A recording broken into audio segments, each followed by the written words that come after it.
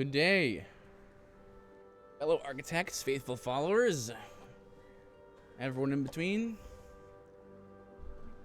Glad to be back. Oh, well, sort of. No, I'm glad to be back streaming. Man, just really want to watching Jinho Yoon. Oh, thank you 2-Bit Lane for the host. Appreciate it. Watching Jinho Yoon play Dark Souls with BDK or TJ in real life, and his other buddy Nate, really has made me want to play Dark Souls again. And I know I've played through it like 2 dozen times already, but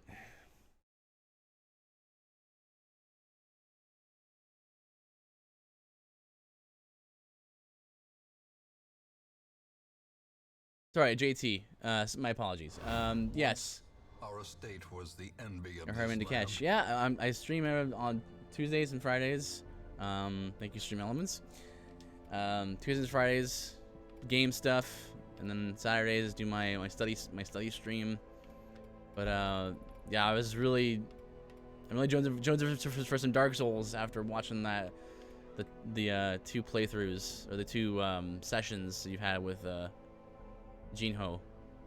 So I really am hoping to finish soon with Darkest Dungeon, though I feel like we might have another 2 sessions still to go, like this one and the next probably.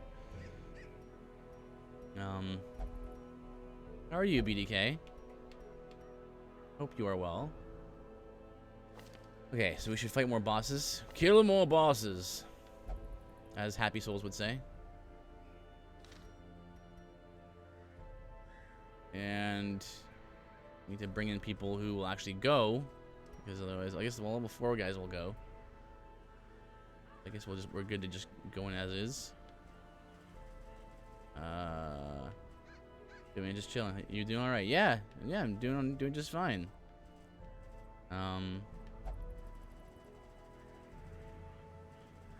BDK died. That's right. I was just really like, huh? Where's BDK? I think you're in the graveyard. Yeah, you are. Yeah, just keeping busy. Lots of spring cleaning, so a lot of moving things and throwing things out and organizing things this past week. Well, I guess we're gonna go with this.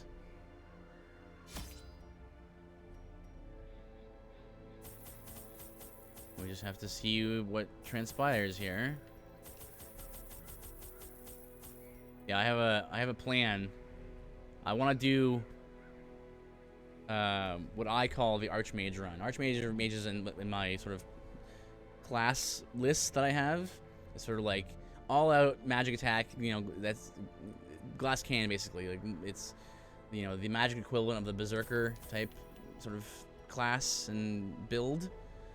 So I was inspired to do that watching Jean play it, because like Jean's magic is doing like almost nothing to bosses, and I want to kind of show what can how good, how powerful you can get in Dark Souls, and how powerful they let you get in Dark Souls 1. It's actually quite astonishing when you get if you go all in for magic glass cannon. Watch, our school system is opening up next month, so I'm just enjoying my time off till then. Nice. Hopefully no panic roll on your part. Minimum panic rolls for me. The smell of sulfur and gunpowder hangs in the air. It's probably gonna be the war machine is close. 1, 2, 3, 4, 5, 6. He's probably gonna be right here. Yeah. I don't usually panic roll. Though I am fond of rolling, and although I am fond of rolling, the shields are often very underrated. And honestly, I think Jean has been doing very well. Another one falls. Like some of that the action I saw in Blighttown, like where you were at the top, he was by himself and you guys were trying to get like through Gaping Dragon to get to him. He made it a pretty far way in, and yeah, he was doing all right. Oh. Here we go. There was one particular moment that I thought was especially impressive, where he was using his stamina. He was R1 spamming, you know, as you do, but he would always stop just before he ran out of stamina. So he had a little bit of stamina left over, and then he backed off. And I was like, whoa, that's a little more advanced for a new player. But then again, he has played the other Souls games, so maybe he knew to do that. Because most people will just like kind of play it more like, initially you'll play it like a hack and slash and just hit R1 forever.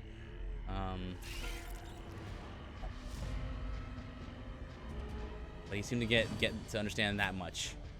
2 to 4, 5 to 10. I give him a hard time, but to his credit, Genius played through DS3, so he has some experience with the series and mechanics. Yeah, it really seemed that way. He didn't seem like a total beginner. Oh, come on. Which was great.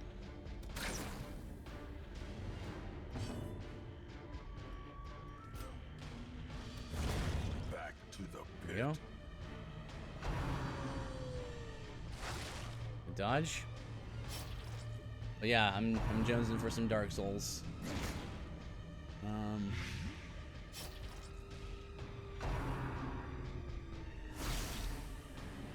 And also I've been playing a little bit of Divinity Original Sin 2. If you're into tactics games, there's so many good mods for that game. This is how a life is Fantastic. Like so many class mods and additional features. The game, like the community has added so much content to that game. It's astounding. executed with impunity. With impunity. Be gone. So what's the game? Divinity Original Sin 2. The second one in the series. It's an extremely good tactics game. And the mod support in that game is next to none. It's absolutely fantastic.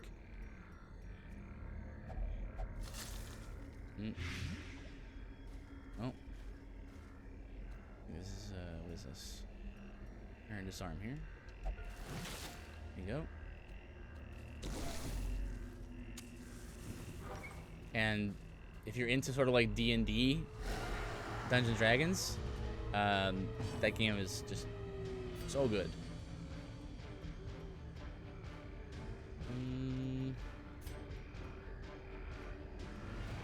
Target whistle. I'm thinking about doing that.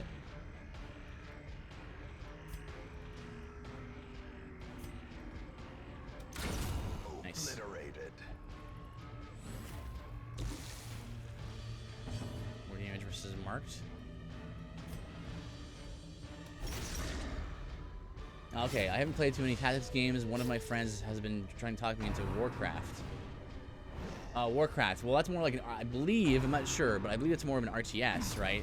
Where everything kind of moves all at once, right? Tactics games are more like, you know, turn-based games, but there's like a grid, and you can, you know, move your characters on this grid. Divinity Original Sin 2 is more like, it's like that, except there's not a grid. Yeah, RTS is more like everything's moving all at once all the time, and so you just have to like highlight them and then tell them to go over here, and you're right. And it can be for me, I find that to be yes, yeah, it's like FF Tactics or like XCOM, XCOM 1 and 2.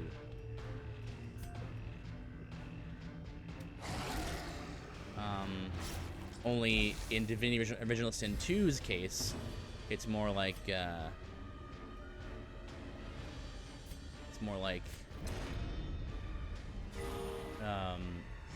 not a grid, but there is like limitations on how far you can move per turn, and then you have a number of action points you can spend depending on what action you're doing. It might consume different amounts of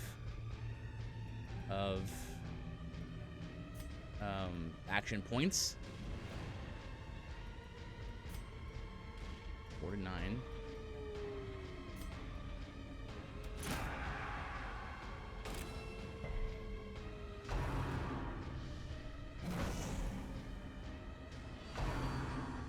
And it's a good time. It's fun. For me, what I like about the RPGs, right, is like that the builds and the creativity, right, the synergies between all the different tools and mechanics, right. This is why I know a lot about mechanics, right, because I'll know a lot of Dark Souls mechanics because I enjoy messing with them. This is how I'll know that, like, you know, you actually increase the speed of your casting speed in Dark Souls 1 between dexterity levels 35 and 45, right? That's a really obscure thing that the game would never tell you about, but it's something that the community figured out. How have you been enjoying this game? There are parts of the game that I enjoy. I can see something that there's something to the game, and then it's kind of like whenever I start to kind of like, oh, you know, this game's something, yeah, it's pretty enjoyable. Every time I do that, something happens that makes me go, ugh, this game is the worst. It'll be some random thing that will make the game just inconvenience me, and it's not really like an interesting thing to me. Like going to a dungeon and then being put in a position where all of a sudden, out of nowhere, enemies just choose to pick on one of my guys and then they die, and I have no control over that. And it just feels really unsatisfying. See, I prefer being able to have a lot more control over what I choose to do and fight, and how to kind of create my party. And in this game, it's sort of like you're kind of at the whims of the game. If the game gives you a certain class, then that's what you get. If you don't have that, well, then you don't have that, and you just have to roll with it. And that's kind of not what unless I'm doing a specific challenge run in Dark Souls, I don't usually enjoy that kind of system. A fortune waiting to be spent. But I can see that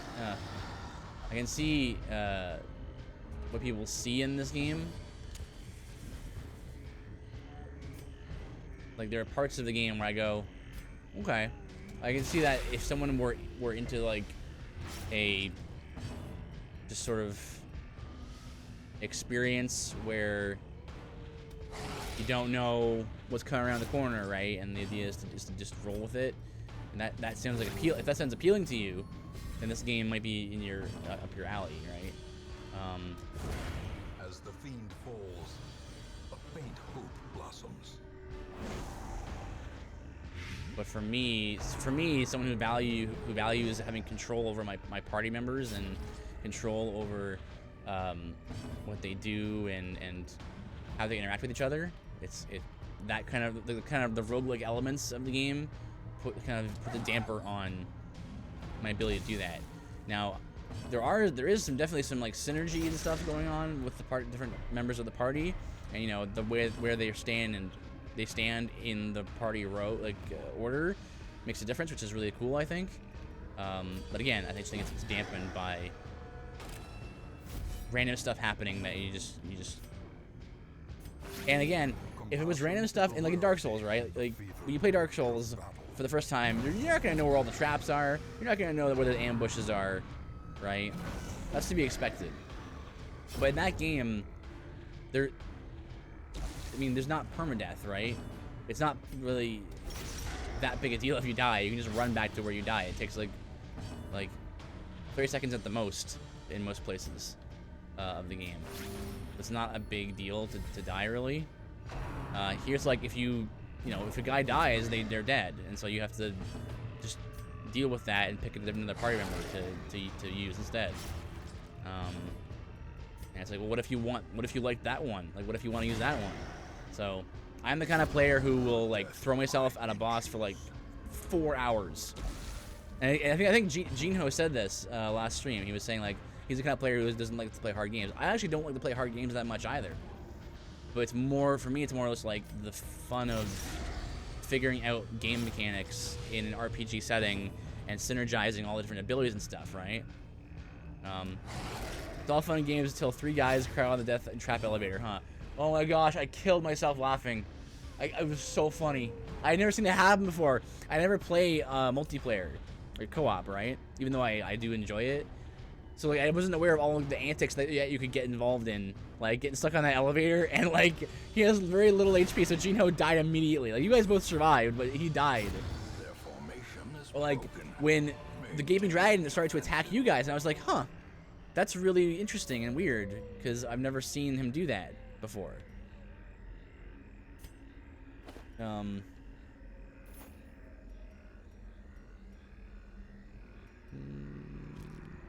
We'll do this. No, we'll do this. Yeah, so that was watching that playthrough has been really interesting because I very rarely catch anyone on Twitch like playing Dark Souls multiplayer. Usually they're trying to do it solo, which is, you know, it's a very common thing to do.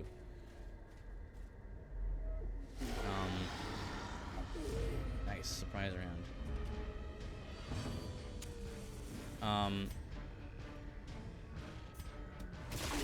There's been those sort of weird things that have kept happening.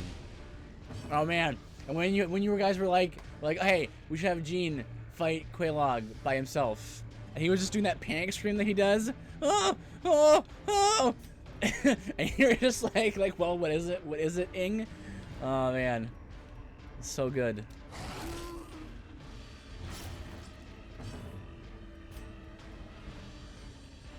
Damage.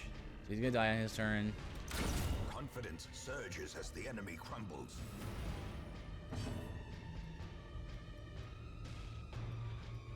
Oh man, my chats did not convey how pleased I was that you actually managed to get stuck on the elevator and die. The only thing that would have been better is if you hadn't told them about it beforehand, that it was up there, and he just was like, "Oh no, we got stuck in the doorway." But you didn't know it was gonna happen, so. Co-op has some interesting and buggy moments, but I myself like overcoming challenges, especially when there's no real shortcut to winning. So that's what draws me to the DS series. Winning, right? I'm assuming you were a big fan of Sekiro, considering that being the case. Because of my sort of likes about games and stuff, I don't actually like Sekiro that much, even though I do see that it is a good game. I didn't really enjoy it as much as the Dark Souls games because, it's all about the posture and parrying, right? Which is fine. That was what the emphasis was. But I want more of the options, right? I want more of the ability to be a well, in your case, a paladin, and then Jinho's more like a wizard, right? And then you guys mentioned Nate for a bit was a warlock or something, and yeah, I like that. Having classes are a very important sort of aspect to RPGs for me. But for someone like you, who you say that there's no real shortcut to winning, so that's what draws you to the DS series, then I think Sekiro is a natural fit for someone like you. You mentioned that you helped Nate beat Owl 2, and Owl 2 is not easy. I played through the whole game once, and that was kind of enough for me. I felt like I had seen kind of what the game had to offer. I didn't really feel like I was missing out by not playing through it again. Because bosses are more or less going to be kind of similar to how they were the first time, right? Whereas in the Souls games, you play through the game once in a certain way, and you play through it again in another way, and it's going to be totally different if you choose to make the build different, right? Yeah, understandable. I think it's understandable that you would prefer Sekiro. Well, I'm not sure what your order of preference is. What's your Soulsborne Kiro? Soulsborne Kiro order. Let's eat food.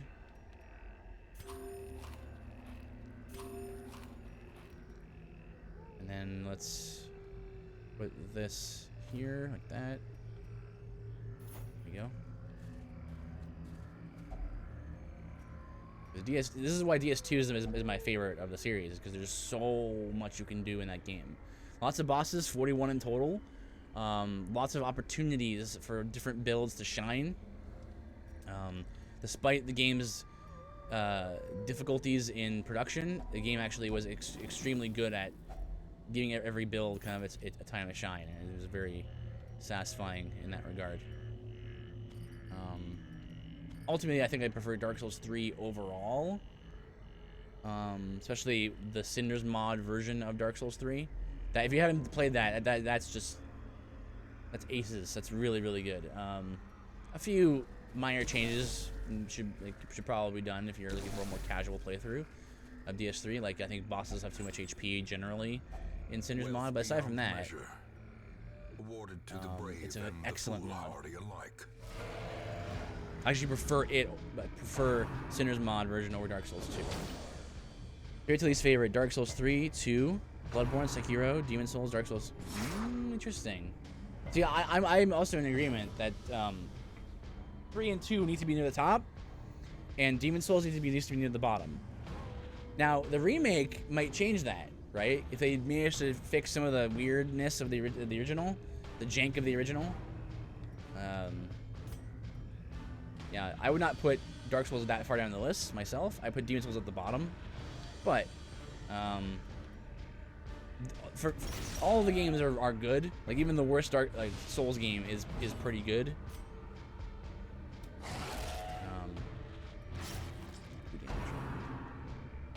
Interesting. DS3, DS2, Bloodborne is fantastic. Even though it's in the third slot for you, for me it's probably in the fourth slot. But for me it's like DS2, DS3, DS1, and then Bloodborne. Demon Souls' rating is tainted with nostalgia, I'll admit. It's understandable. Like, it did do something that was pretty impressive for its time.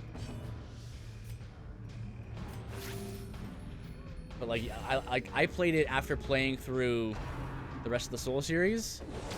Hey, Kiwi. No, this is my regular stream time. Tuesdays at 8. Tuesdays and Fridays at 8. But welcome, Kiwi.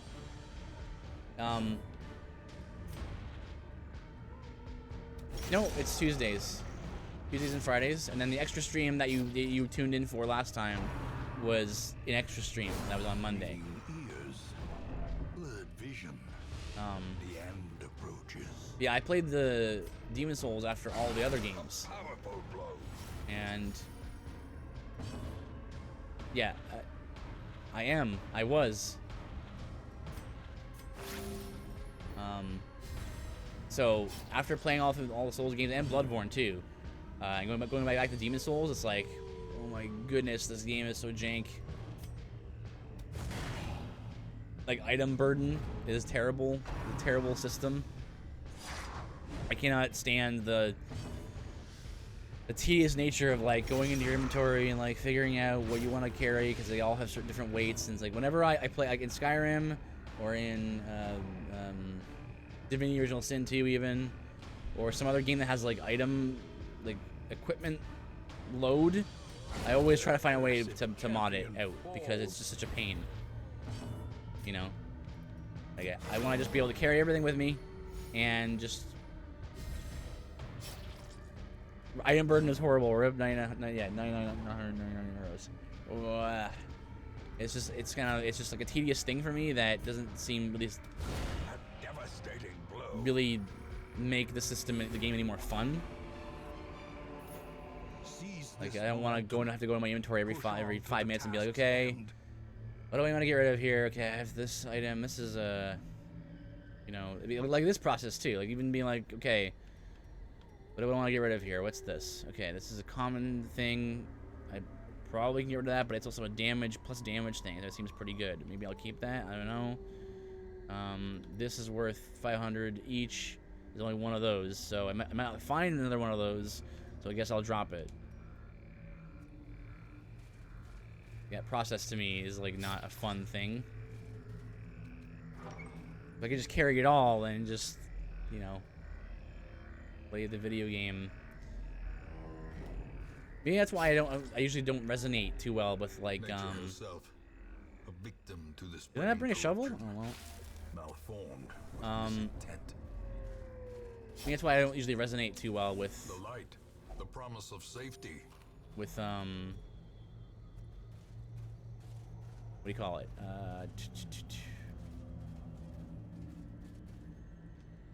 Of course I'll notice you, Kiwi. Will he notice me? Night on Mifuki's stream. Kiwi was noticed by Mifuki.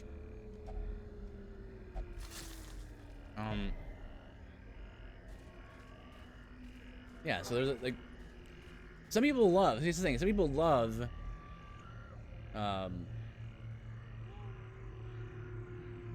the idea of survival, right? And the idea, okay, well, let's go ahead and explore, and we need supplies for our journey, and so we're gonna, you know, keep stock of all of our packs, Laden right? with loot are often low on supplies. Me, I'm just like, that's kind of a tedious thing. Unless you're doing like a thing where unless you're doing a thing where the gear that you're in your inventory is not necessary, right? Like, because I never put anything away in Dark Souls, right? Or any RPG where you can carry stuff in your inventory. I just carry all of it because you never know what you might need, and I want to have the option to kind of switch around, mess around with different gear, right? But Huddled together, furtive and vulnerable. Rats in you can't a do that when maze. you're constantly having to give stuff, like just drop stuff. There you go. Any stress.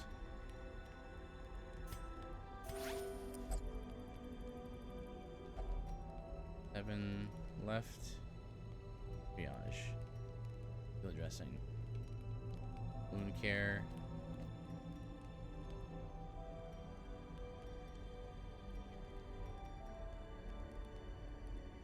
Accuracy. Free speed.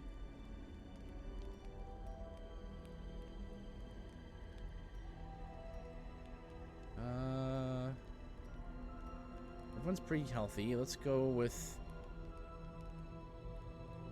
What do you think is the better weapon spell overall for a general playthrough? Sunlight Blade or Dark Moon Blade?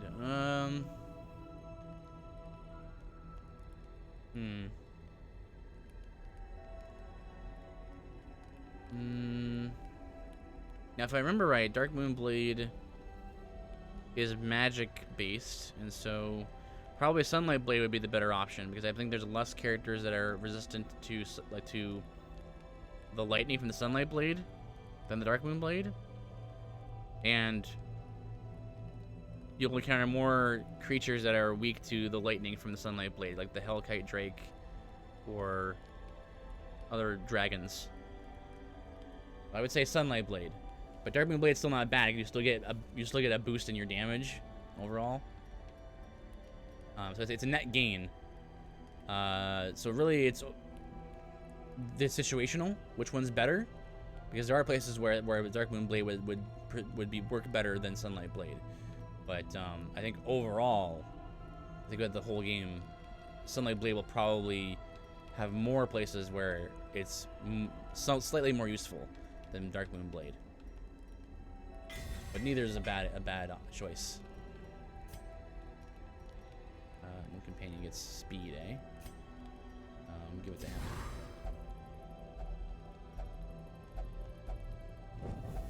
Secrets and wonders can be found in the most Ambush. temperate corners Get of out of this here, place. man.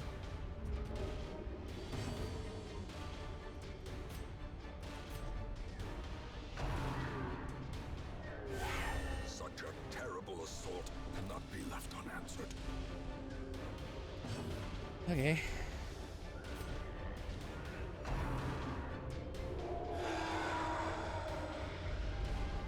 The horror.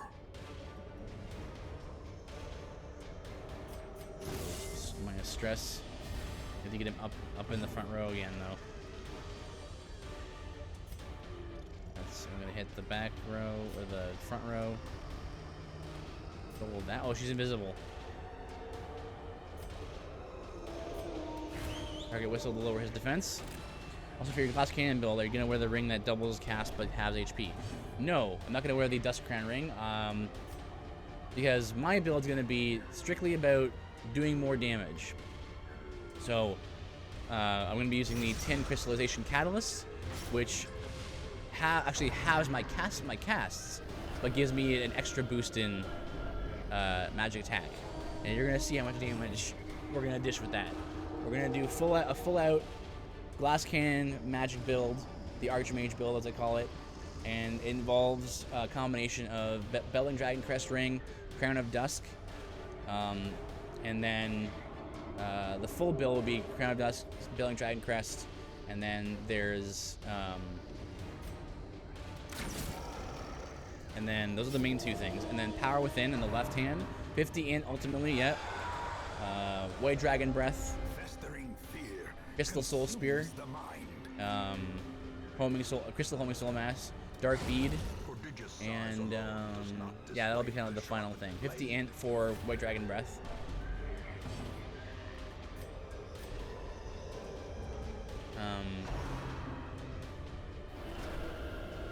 So, Pyromancy Glove for Power Within. We're looking at 20% from the Crown of Dusk, 20% from the Belling Dragon Crest, 40% from Power Within, and I can't remember how much damage from the Tin Crystallization Catalyst. Overall, we're looking at the damage we're going to be doing is pretty ridiculous. We're going to be like two-shotting most bosses.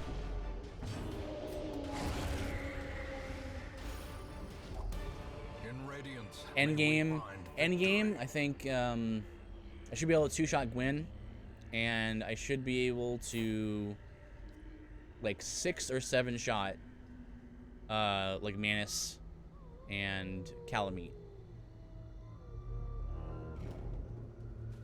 Yep, you can get that powerful. The final boss can go down 2 hits with the full-on glass cannon build. Which is why I was so surprised when I was like watching Gina. I'm like, huh, I haven't played like a mage build where I have I don't have like min-max damage in a while. So I was like, man, he's doing like no damage. What's going on? a marvel of technology. All right, finally to the boss. We could be in better shape thanks to that ambush, but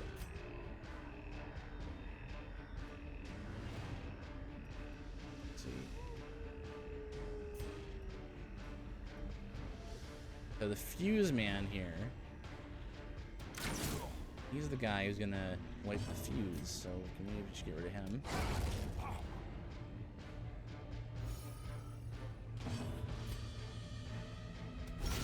Well struck.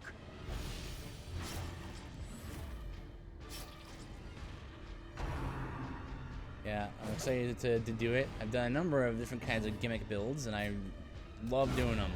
There's a great thing about doing a restrictive sort of challenge or build run is you get to kind of see how the game's mechanics work that you otherwise wouldn't get to see.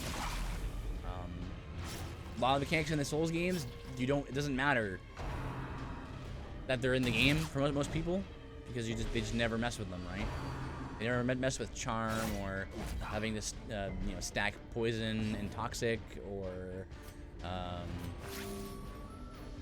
in Dark Souls 3, stacking, using fire in one hand and ice in the other. You can you can frostbite somebody, right? And when you hit them with a fire weapon, they immediately unfrost. So you can actually go boom boom frostbite, hit tick them with the fire that unfreezes them, and you can go boom boom frostbite again, right? Have you ever done a damage over time build? Yeah, I've done poison, and I've done a little bit of a frostbite build in Dark Souls 3. Dark Souls 2, poison builds are super legit. They're super good. You can get very good damage on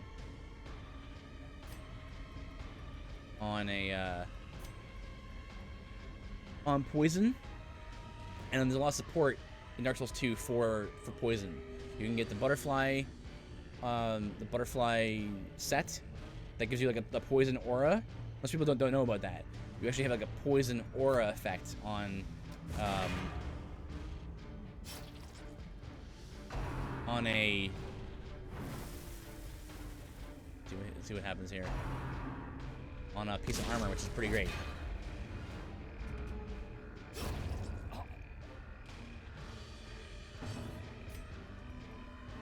5 HP, 4 damage.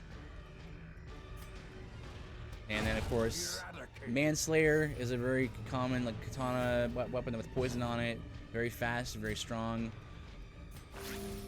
For it, you can do Mythos Bent Blades, which are super good, quick attacks to apply the bleed. Or sorry, apply the poison. It's the only weapon in the game that I believe has poison and toxic. So you can stack those two together if you're just kind of going all in on the poison effect, and it's really good.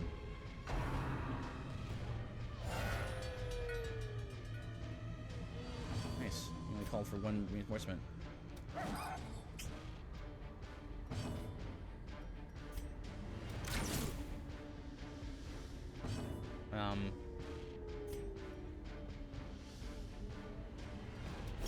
With that.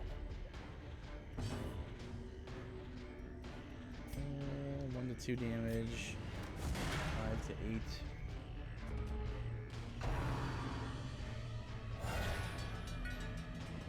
I got 2 this time.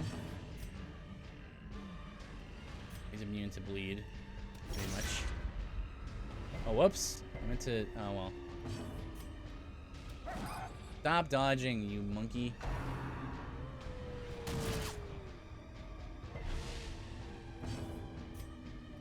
I don't know why I started calling enemies monkeys.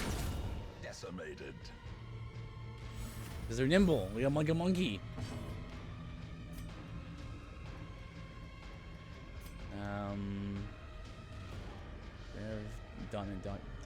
Dodge down. Like that. At some point I want to do a bleed build, but I haven't done one yet.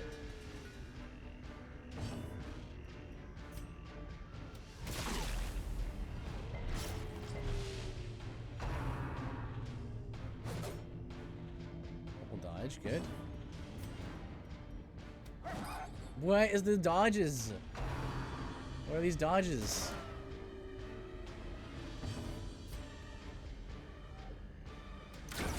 Before to hit. I'm trying to manage that guy, because he can.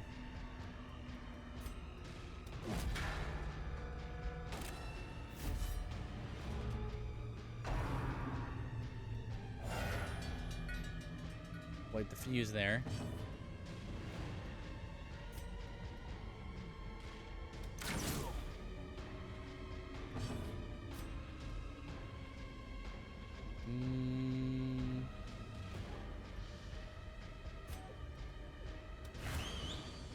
Lower the protection on the defense on the cannon. Oh, good. Well struck.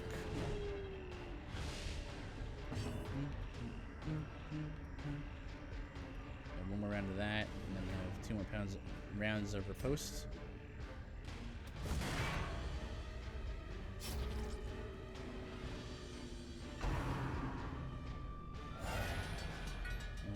Fuseman. Fuseman!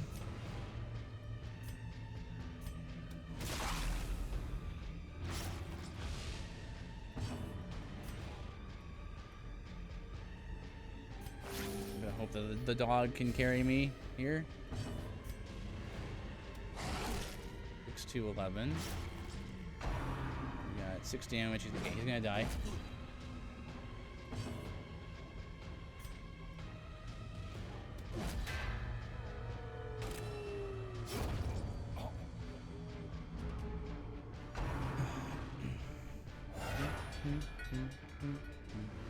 Okay. Whole team came up here.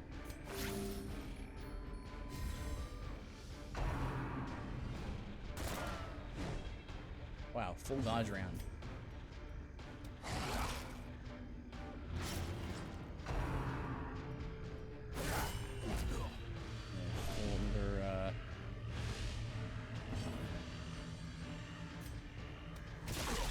I'll do it.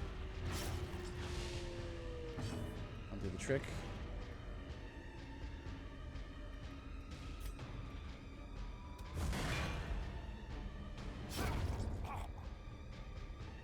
I just think you've been summoning more ads. I personally can't wait till we have to go to Anor Invasionopolis. Oh man, it's gonna be so good! I cannot wait. Tomorrow, you guys are gonna stream tomorrow. I'm gonna try to catch it. Hopefully, I don't get too busy. I have sort of semi plans tomorrow, but I want to be there when it happens, which I think is gonna happen tomorrow. Not only is it Invasionopolis, but I'm not sure how much James has been paying attention to what I've been doing, because I'm not sure if he knows about like the rafters. I think he might freak out at the rafters. You and Nate should both have him go up there, like take point on the rafters and be like, hey, we'll back you up.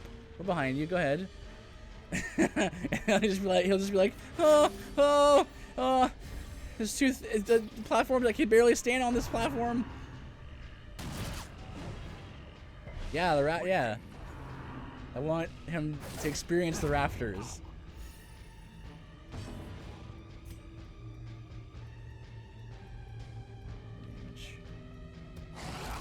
There you go.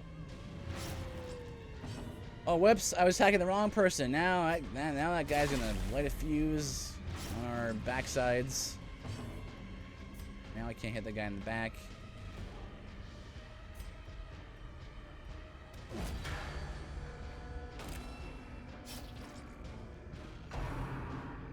Oh, let's see what happens.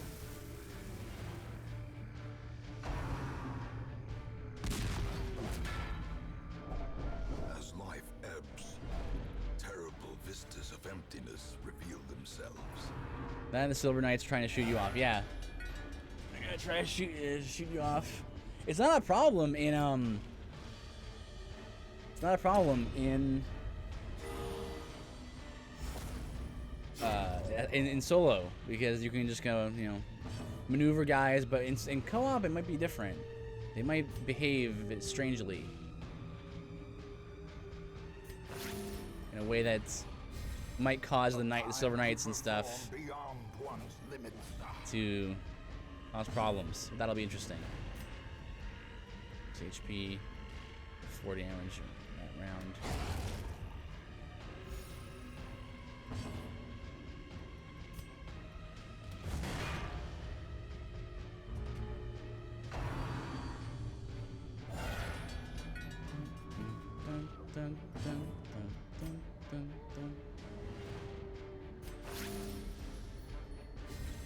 Okay, Fuseman's in the 3rd row, which is good. Okay, that should... Okay, bleed procs, then that should kill him. Yep. So he's dead. Focus on doing more damage here to this thing.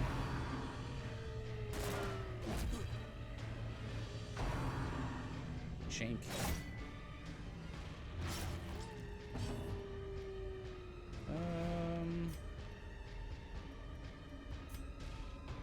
5 to 8. So what classes do you like in this game? Well, I think there's some very interesting ideas with each of the classes. So the Arbalest here, sort of a long-range character, also a little bit of a healer on the side, which I like. I like the Man-at-Arms. The Man-at-Arms is the guy in the second row. So his gimmick is cool because The ground quakes. he'll sort of like put up shields, right, and then he'll try to cover for people and riposte and counter people if they try to attack him. So it will. Gonna be able to get to that guy. That's pretty neat, I think.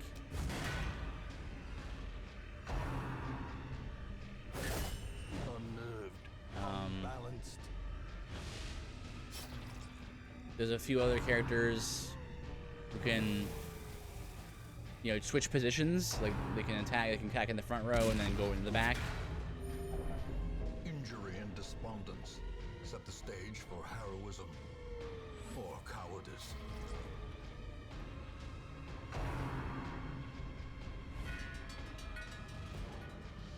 Interesting. You call for reinforcements, but there's no one to have reinforcements with. Full heal. Perched at the very precipice of oblivion.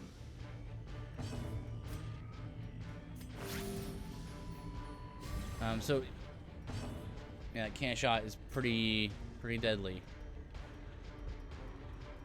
4 damage. What a shame.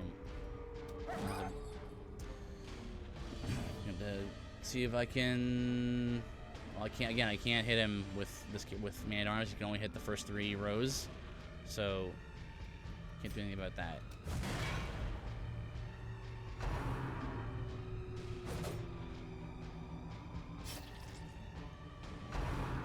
That miss might get gotten me killed. We'll see. Oh, full dodge.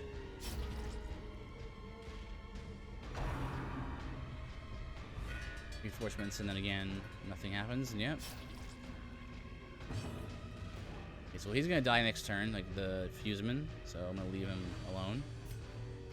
And, throw a heal on one of us. Spend these kinds of turns of this time to see if we can get some more damage in.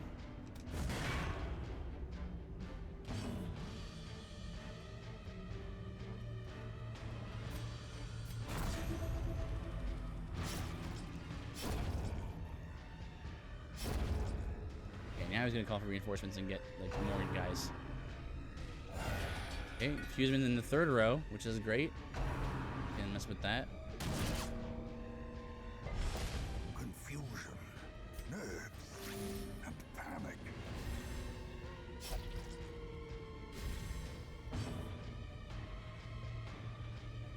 Crit below 40% HP. 12. He can't hit that. He can hit that guy unless he does this. Impressive. Impressive. My Arbalest is about to go crazy, so I need to see what I can do about that. 4 damage. If I hit this 79% HP, okay, well, crits him. That's not good actually, because now the Fusilier has moved into the 3rd row, and that means that when when the cannon uses reinforcements again, he's gonna end up in the Fuseman's gonna end up in the 4th row, and I can't hit him with my Man-at-Arms.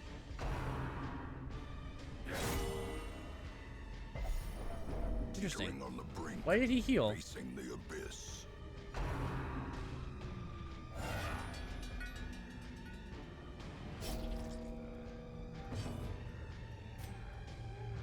And again, crit. Looking at here, 4 damage when you've got 5 HP. Not enough to kill.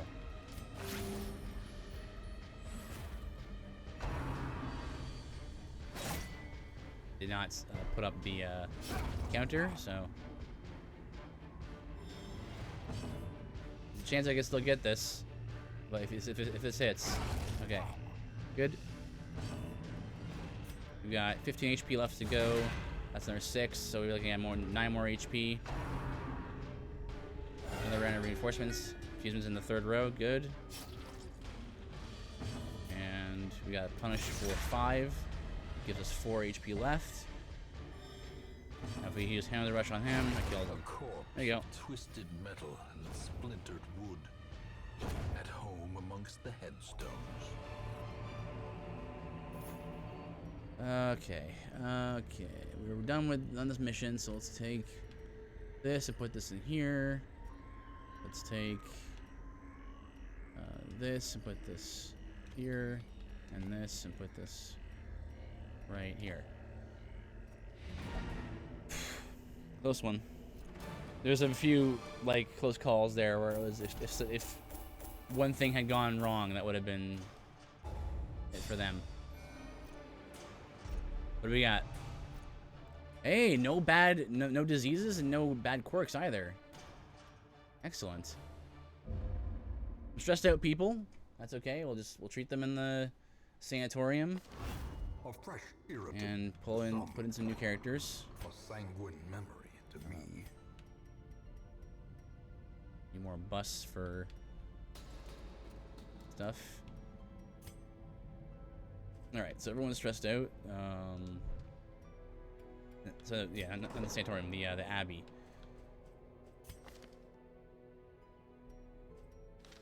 Everyone's stressed out, so I'll put you in there.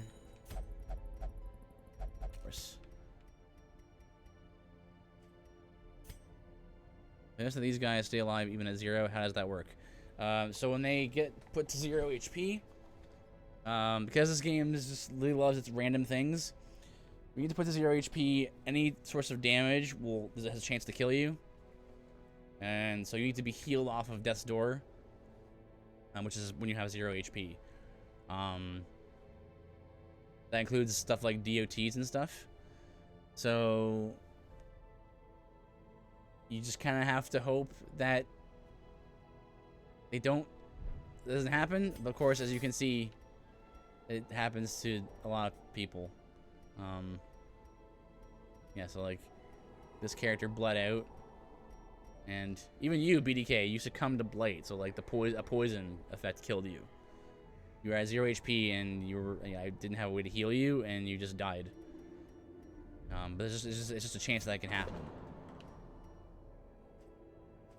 But it happens more often, even though it's a chance, it happens more often than maybe you might think.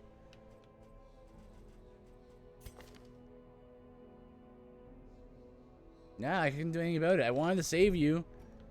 The game just was not having it, and it just wouldn't let me. So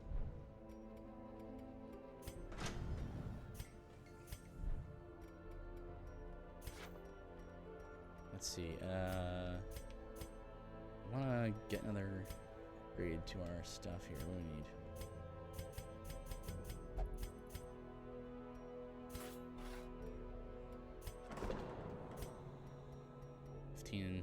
Bus.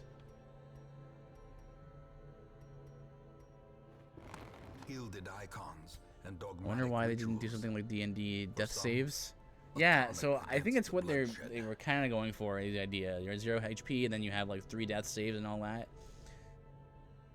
But yeah, I think considering it's this game where they love to have random stuff happen, my guess is that they just didn't want it to be such a strict thing where like if you have a certain amount of saves that what you can make or not make.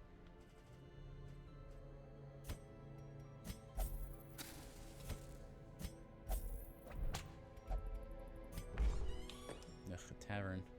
Never used the tavern.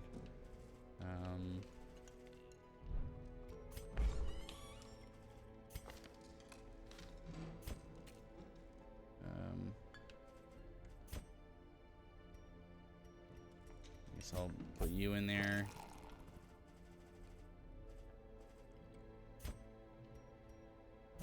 You there.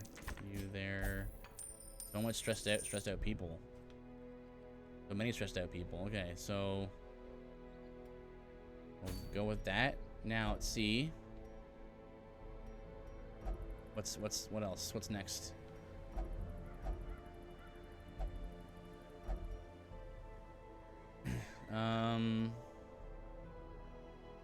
Long dungeons though are the worst. I don't want to do those.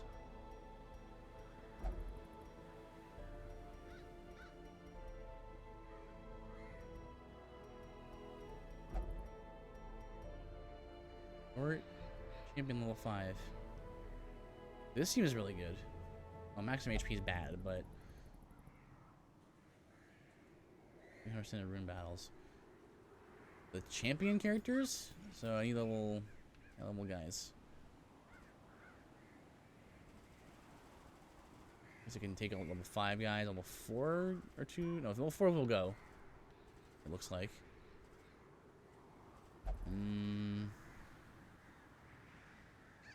Dun dun dun. I know what I want to ask. When you do your builds, do you stop at a certain soul level? I do not. No. I just kind of go when I feel like I've builds complete. I don't really stick to like any particular soul level or a community decided sort of PvP level. Just go until the build is kind of finished. And then after that, I just kind of put levels into a dump stat, like, you know, HP or endurance or something. I don't really feel the need to stop at a certain soul level, so that's kind of why. Let's see. This is a short dungeon, so I wonder if I could take some level 4 guys with me.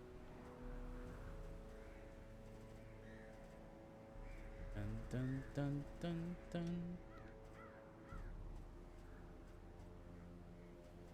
Oh, we got Fuzz. Erden can be in the front row. He's level 6 already. I need people to level guys who are not max level yet.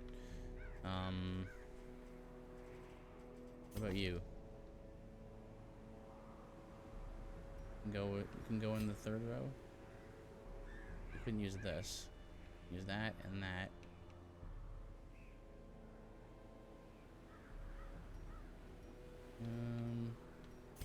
What's we have here?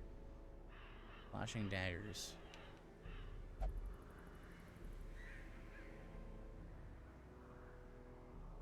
And trickery.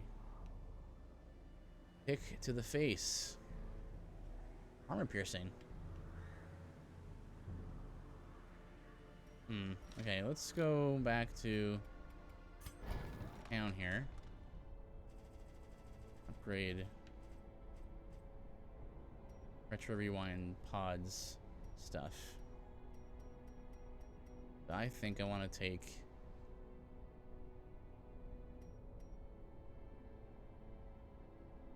to the face.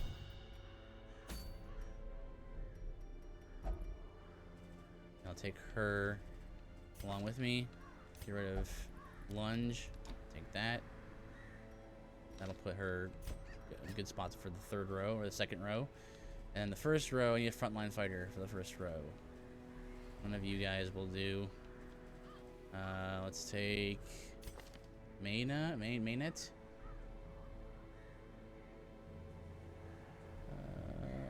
Wait, no, it's wrong person.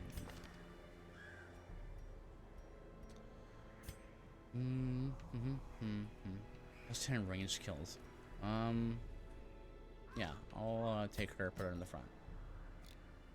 Now make sure we're all upgraded.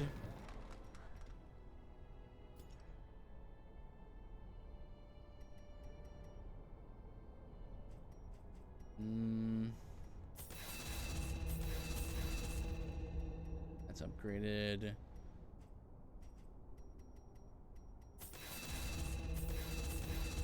My money.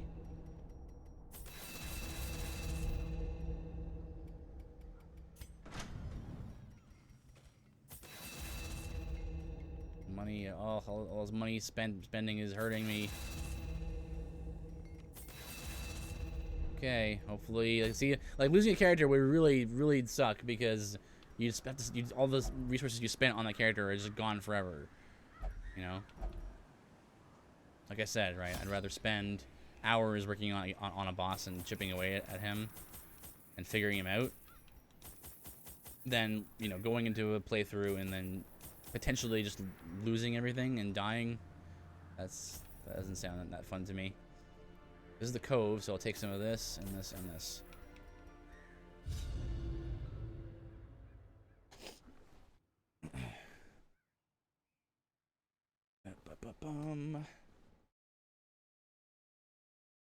This is, but this is a short dungeon though. I shouldn't have bought so many torches and food. Oh well. These I wasted money. caverns are teeming with wow, this is a terrible randomized spot to be stuck in, like right in the middle. 3 rooms both ways. Oh, wow. Right out of the gate. Good dodge.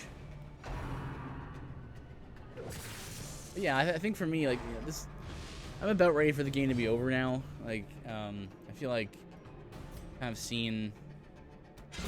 Be gone, fiend. I feel like I've seen a lot, like most of what the game has to offer, and because I'm already not a huge fan of the random nature of the game, it's sort of like, you know, I'm good, you know.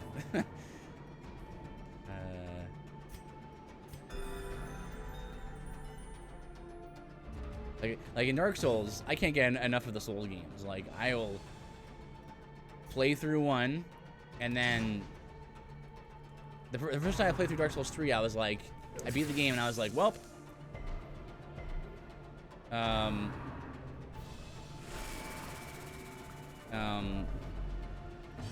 well, I want to play through it again, so I immediately started a new file. Here it's sort of like, okay, I mean, I feel like I want it to be kind of over now. How many more dungeons until Darkest Dungeon? So the way I understand it is like you can technically do it. I can technically do it right now, but if I go in there like underleveled or unprepared, then wow, that's a lot of damage. Then my guys will all die in there, and then I'll have to like spend time grinding them back up. So I'm just kind of making sure that I'm ready for it. If I go into that dungeon, and we could try it tonight and see if it'll work out. 4 HP. He has 2 damage per round. There you go. We can take some of our level 6 guys and go in there and see if we can survive in the dungeon. We haven't been in there yet, so we can go in any time. Technically, you can go in right away and immediately die, presumably. That's kind of up to you, but This is how a life it's is taken. It can be hard to determine when you're kind of ready for it. Like, I'm not sure if I want to go in there with just the one team of level 6 guys. Maybe we should. Maybe it'll work out if we do that. I just don't want to go in unprepared and have to like lose my guys and then have to like go get more. But you bring up a good point. Maybe we should at least attempt the dungeon this time.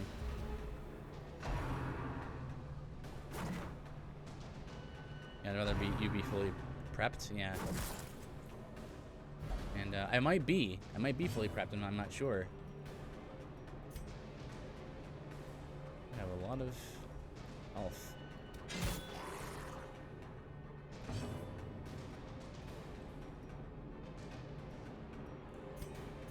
Let's go ahead and heal everybody. I think I can make some movements here. We're in the right places.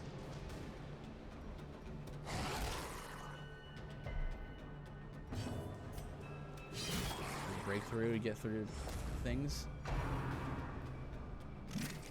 Good.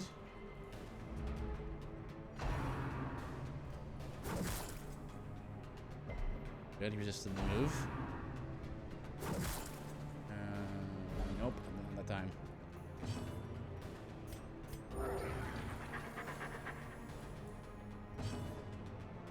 Back to, you know, that'll put the Vestal in the front row though, so I can't do that.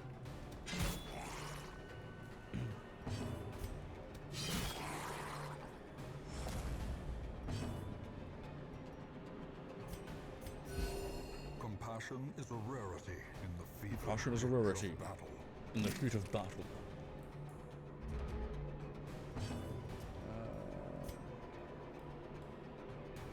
If I move her to the third row, no, I want her in the second row. And then Vestal will still be in the front though.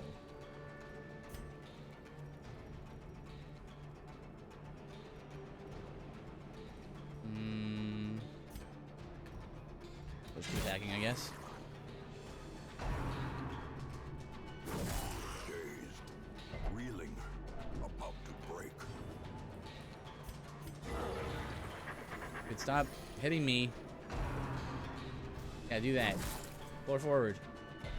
Nope.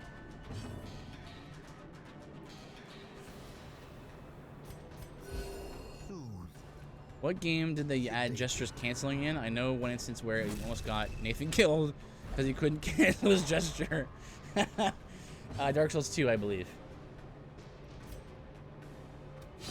Their formation is I'm like 90% sure it was Dark Souls 2. offensive. Despite a lot, it's people's critiques about that game. Waits A lot of things for the about it that slightest lapse in concentration. are definitely thought out.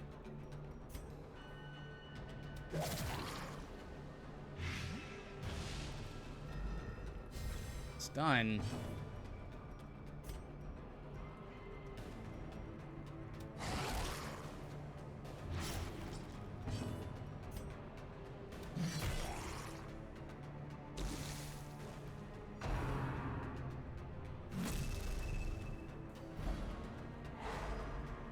Oof.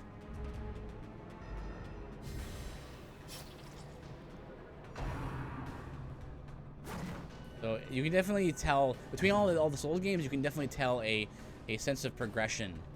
In all of them. 2 damage. He has 2 HP. It's fine.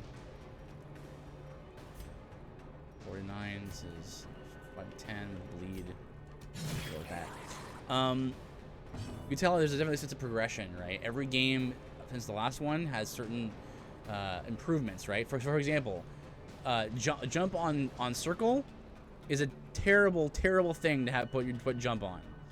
Dark Souls 2 introduces jump on the left stick, and I'm not sure if Gene Ho needs to know this, but you're in the Dark Souls 1 remaster. You can actually there is an option to change the default circle on circle to the left stick, and it's one of the best changes in the remaster by far.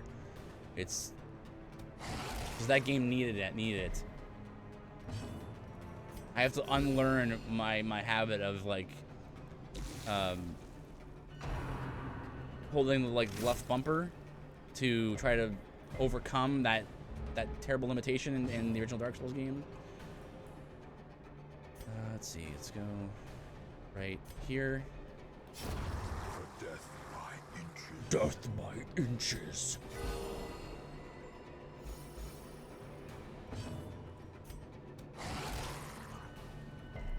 And also, poppable souls. In Dark Souls 1, you had to pop poppable souls one at a time. Go in inventory every time. Yeah, you can totally do that. But in the remaster, you can pop them all at once. Like it asks you, like, how many do you want to pop?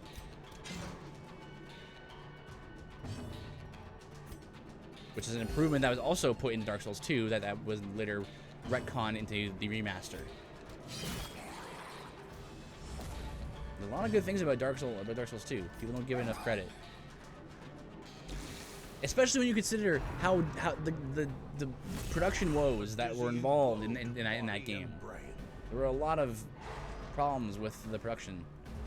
Like the way it went was the guy who was working on the game originally, the director Shibuya, apparently the game was not coming together very well at all, and it was apparently not a Dark Souls game at all. So they took him off the project, and then they put Tanimura on the project, and he had like a year to put that game together, and he was told like, yeah, we don't have enough money. I'm be supposed to see you playing Dark Souls 2, to be honest. It's the Souls game I have the least amount of experience with.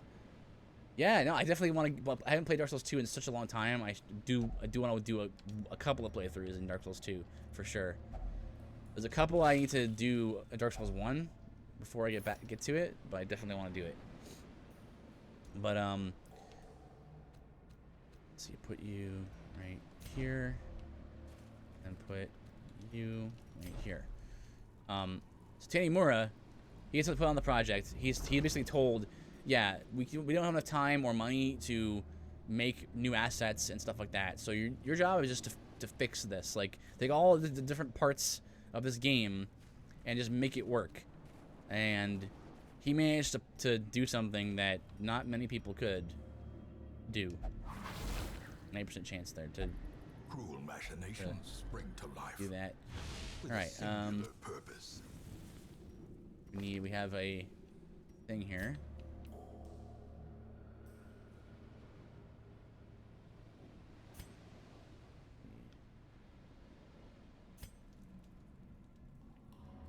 They're all not great. Let's go with her.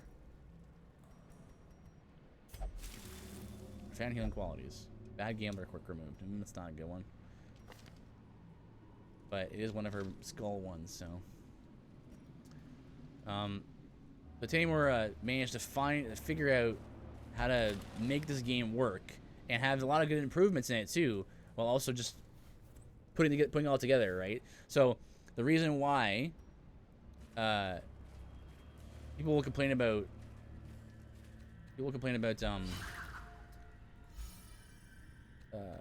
the elevator from Harvest Valley into Iron Keep, because it doesn't make sense geographically. But Another mariner. because when you're in Harvest Valley, you look up in the sky and there's nothing. Like, it's an open sky. And then you go into the Harvest Valley, the little castle windmill place, and you go up an elevator and you end up in a place where there's a castle and a bunch of lava pools everywhere, right? And it's like, where was this? I didn't see it from down below, which for some people is kind of a big deal, because the Souls games are known for that feeling of like, hey, you see what's over there? You'll end up over there at some point, and then you'll be able to look over there and like look back at where you were and be like, whoa, that's where I just was, right? Like, kind of like how Firelink Shrine works.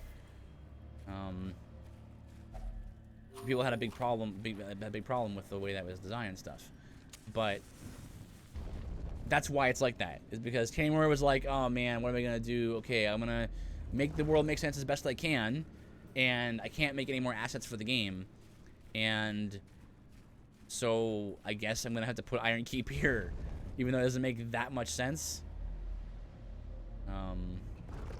So I don't give him a hard time for that.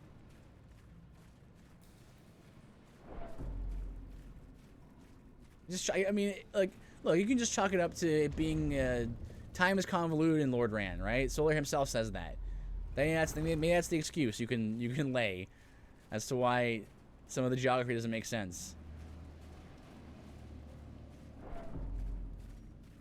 I think it's funny that that's kind of like the reasoning that Solar gives as to how people are able to come into your world, right?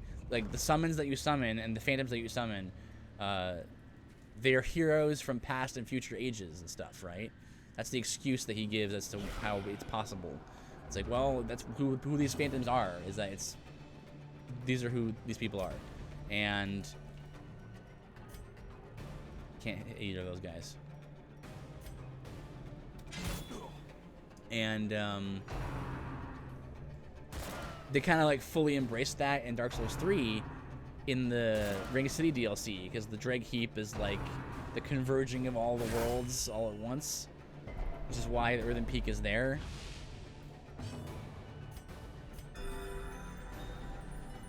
What's your opinion on Patches? Patches is great. Patches is great.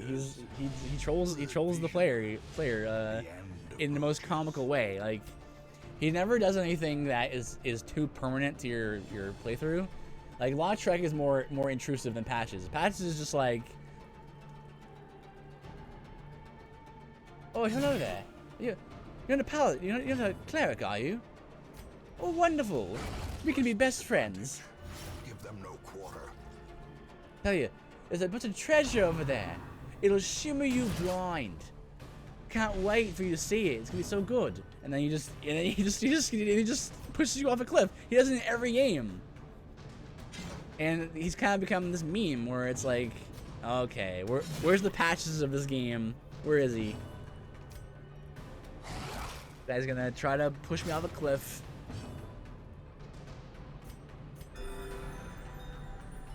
But yeah, I got no qualms with him as far as a goofy character is concerned. Forgot about this clericophobia. Yeah, I forget what he says if you tell him that you're a cleric. I always just say I don't really talk to him that much because my playthroughs are generally very like, well, they're not like terribly efficient, but they're efficient to the point where I don't talk to NPCs unless I need to.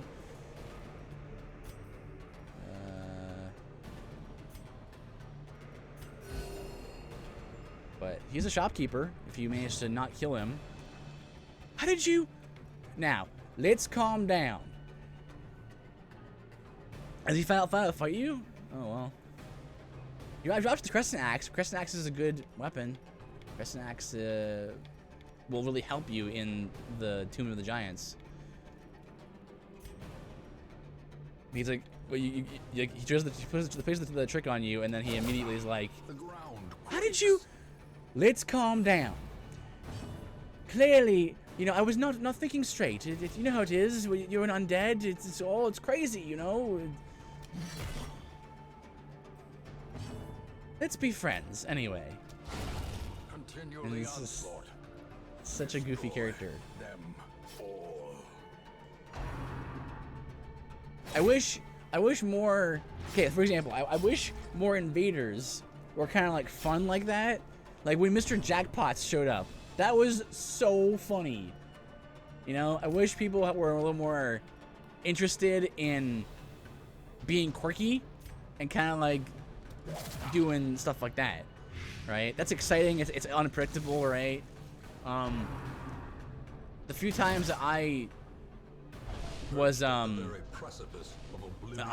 raided, or not I raided, when I invaded people, I would intentionally like pretend to be a boss, so I wouldn't like sneak around or do other like tactics like that. Instead, what I did was I would like stand in a spot where I knew they would come, and then I would have a moveset, and I would use that moveset on them. I wouldn't even necessarily try to win. It's just, for me, it's the excitement of being a boss and like trying to like being this unique encounter, right? So I'm not necessarily there to win, just to be part of the game world. And like I want to try to win, obviously, because I mean winning's better than losing. But I don't usually like PvP in quite the same way as a lot of people do. Wish I do not have another one of these. It's like a fair old monk, yeah. Well, that's the thing about old monk, man. Old monk is so there's so many bad Demon Souls fights, IMO, and old monk is so wildly unbalanced. If you're ever playing online, I mean, we can't play online right now because the servers are down. But you play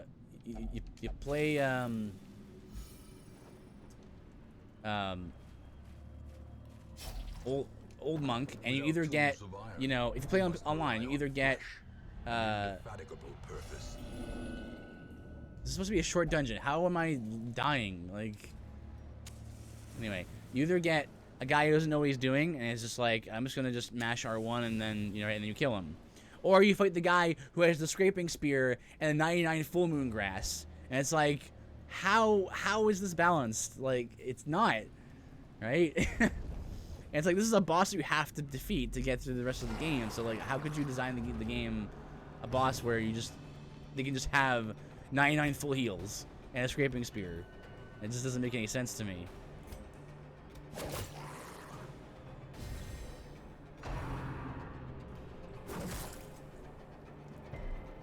Injury and despondence set the stage for heroism or So annoying. cowardice. I hate when they get stressed out like this. They stop listening to you.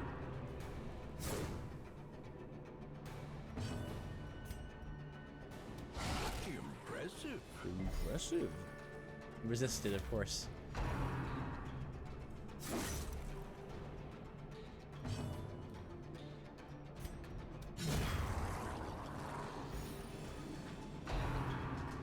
Like, I was looking last night, and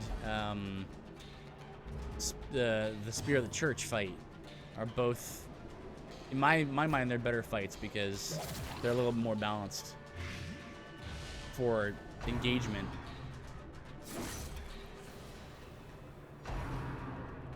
With like player-to-player interactions, right?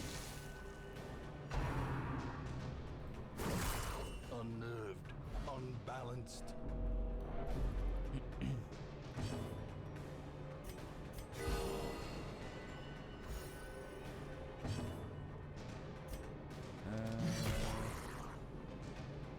But then again, that makes sense because Tanimura, you'll find, tends to be very good at, or be mindful of PvP, which can be both a bad and a good and a bad thing for me. So, for example, it's harder to get as OP in Dark Souls 2 and 3 compared to Dark Souls 1. Dark Souls 1 you can get ridiculously OP. Because they were less concerned about PvP balance. Where in 2 and 3, they were more concerned about it, and so it was like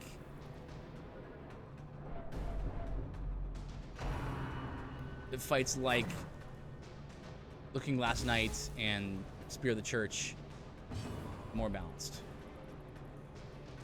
Whereas in Demon Souls, it was like no man's land. Like everyone, like the Wild West.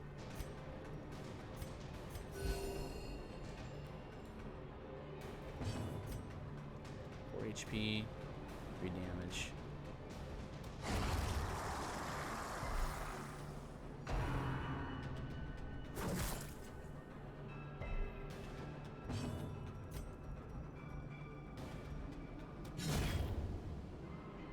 Fortunately, I have to waste that turn to destroy that.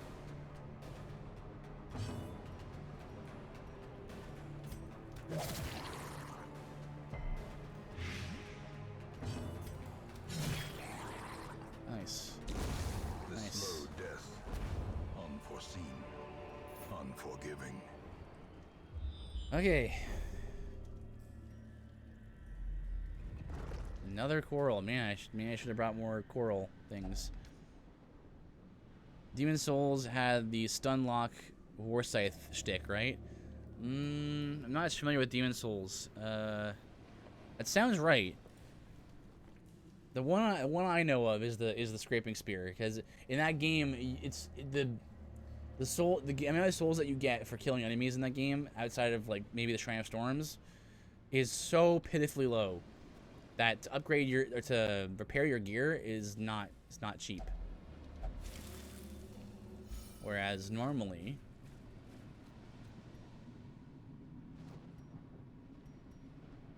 %. Whereas, really? Mechanical hazards, possessed by evil intent.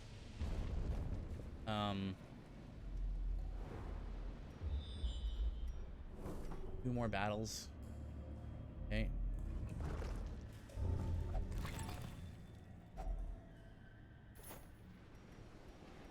I still don't know what these do.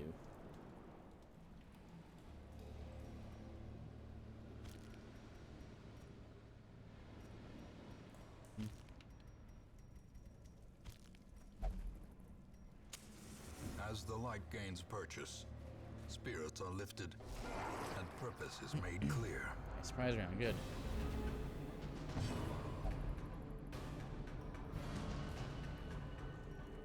Okay. A singular strike. A singular strike.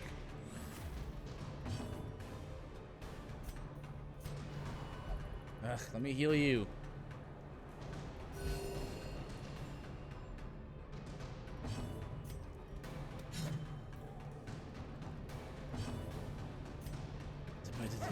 Come on, not dodging.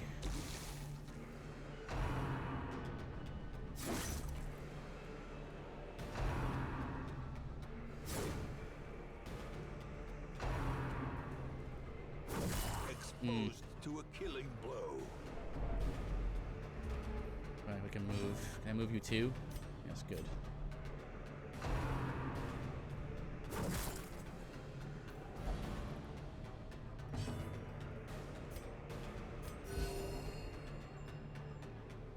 Okay, good. This is kind of what happens in this game, right? It's like, there's no reason why this dungeon should be hard, because it's a short dungeon with no bosses in it. And now I've got two people who are stressed out and who are panicking, and it's really annoying. I'll say that Dark Souls rates lower for me because I tend not to like the invasion fights due to the nature of the combat. Those magnetic backstabs are real great, aren't they?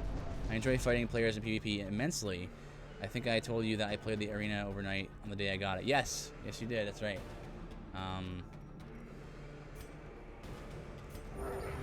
Death cannot be escaped. But it can be. Yeah, I mean, it is sort of like crazy, like sort of chaotic fun. Definitely.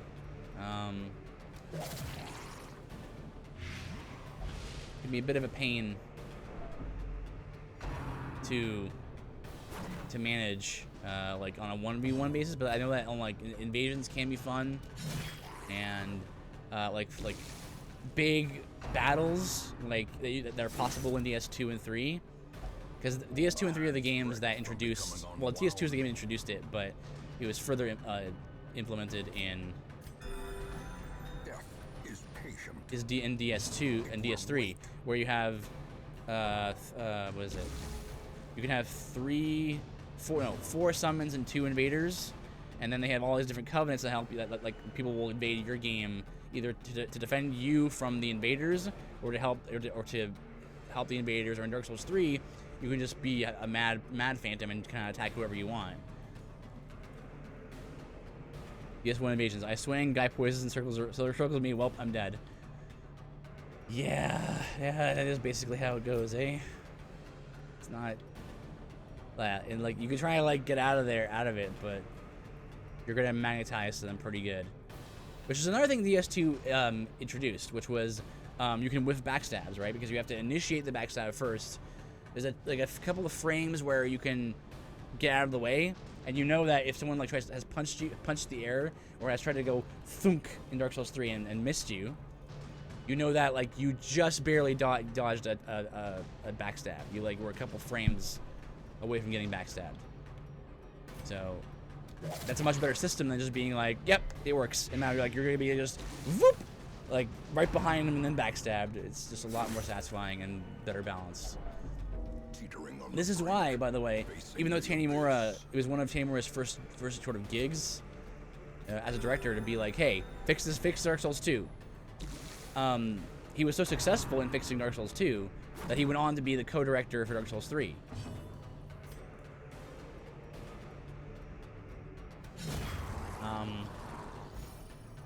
What I would like to see is a Tanimura game, because Miyazaki was off working on Bloodborne while Dark Souls 2 was being made. So that was mostly like Tanimura but he was like picking up the pieces of a broken game to make it into a game that would work. Would be good. The fact that it's as good as it is, I think it should be the amazing thing there, given the state of it when he got on the job. And then Dark Souls 3 is a game where he was a co-director. So I'm kind of curious to see what a game that was just his baby would be like. I imagine it was something similar to the Souls games, but come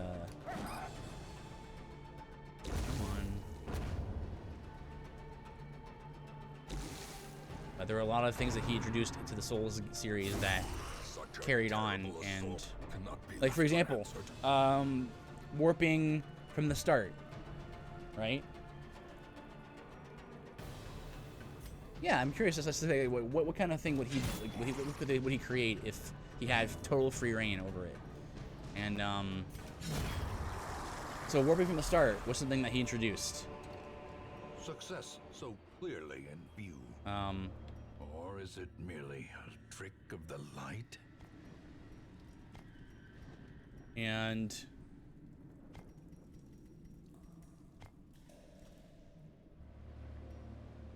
it was sort of like, oh, that's actually a really nice thing because it's more convenient, right? Wealth beyond measure, awarded to the brave and and nothing's the really foolhardy gained alike. from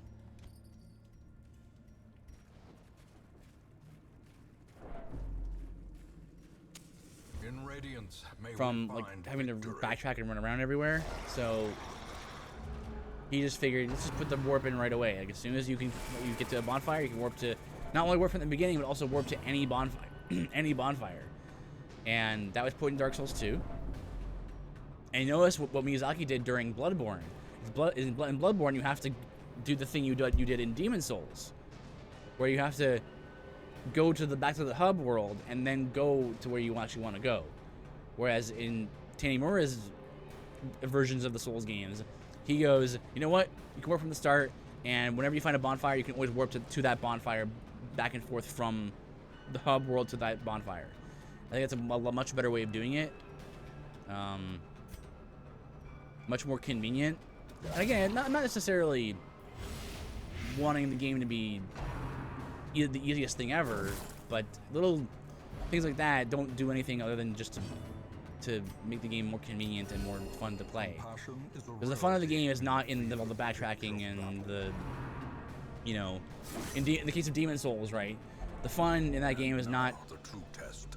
Oh, geez, I have 100 like item burden. What do I want to pick? I got some clear stone and some spire stone and some hard stone and some broad stone or whatever, and I only have so much space for it, so I have to like figure that out. Okay, what do I even need? I don't even know how to upgrade my weapons really.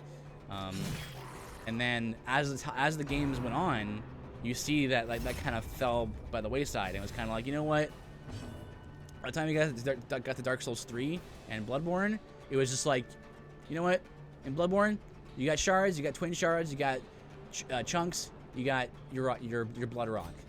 You know, in Dark Souls 3, you've got shards, large shards, a chunk, slab, and then and then you know you have you have Twinkling Titanite for certain weapons, and then Demon Titanite, or not Demon Titanite, Dragons. Can't remember the name of it now.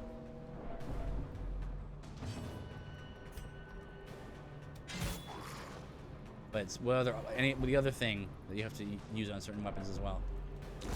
Great is the weapon that cuts on its own.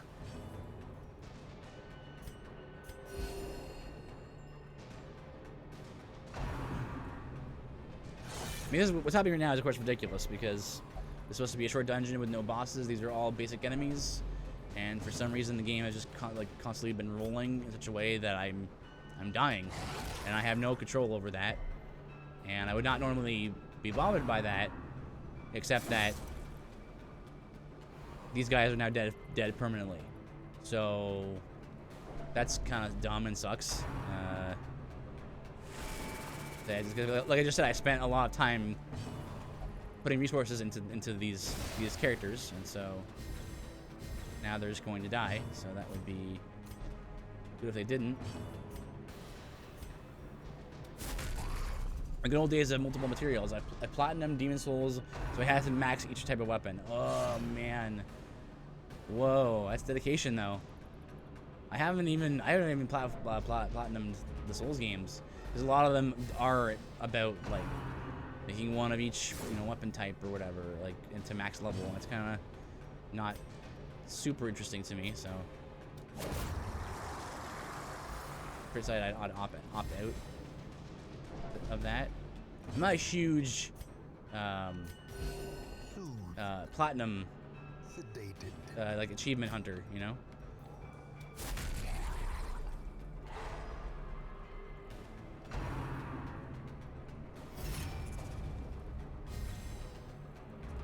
But there have been times where I thought maybe I should go get the achievement for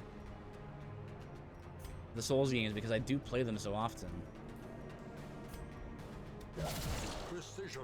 I wasn't thinking about him covering.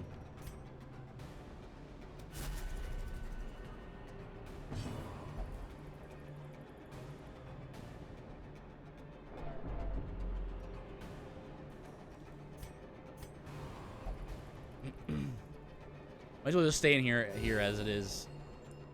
Like speaking of achievement hunting, apparently there's an achievement in this game if everyone in the party wipes, you have to get like a full party wipe, so maybe I'll go ahead and get that. May as well now, even though it makes no sense why I'm dying. We may as well go for that at this point.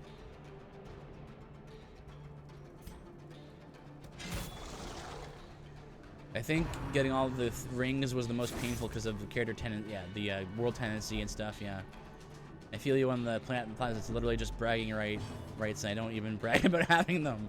That's right. Bragging rights. Also, I don't brag about it. So.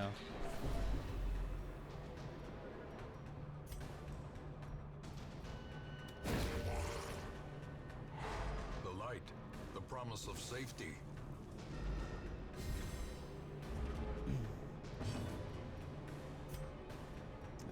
Let's see. Poison. Click to the face is good because it penetrates defense. So I'm doing this for damage. I need to like DPS these guys before they stress out and die.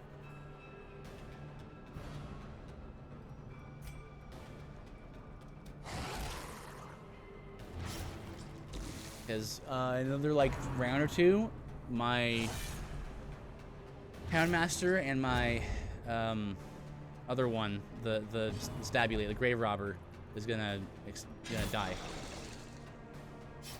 So if I can DPS these guys down quickly, I might be able to do something here. Survival is a tenuous proposition in this sprawling tomb.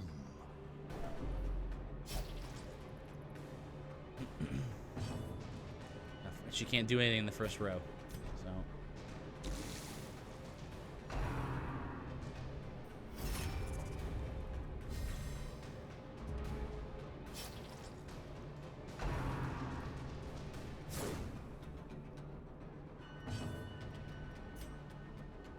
Three to 6 damage. Masterfully executed.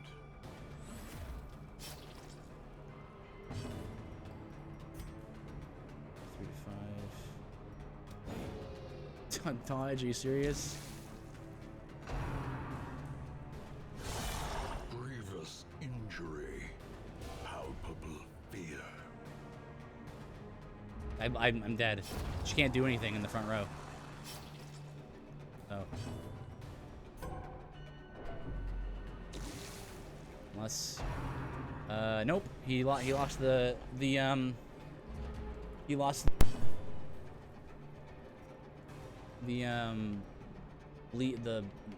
blight just before he died, so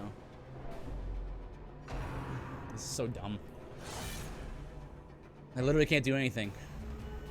I just have to wait for him to kill me.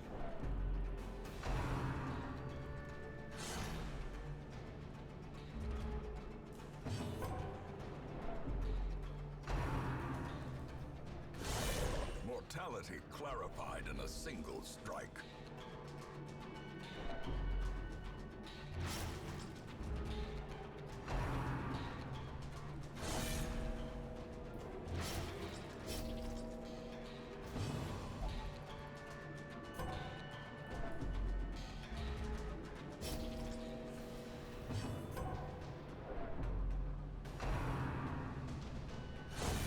This is no place for the weak. All right, so here we go. No retreat, no quarter. So that was, how long was that with that dungeon? Like 40 minutes.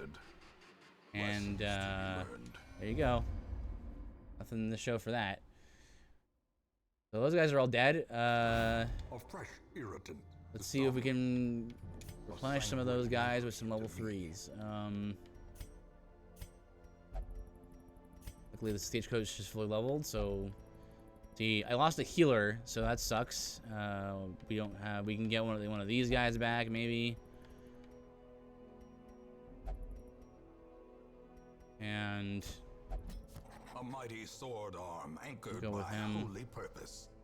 A zealous warrior. I don't want level 0s.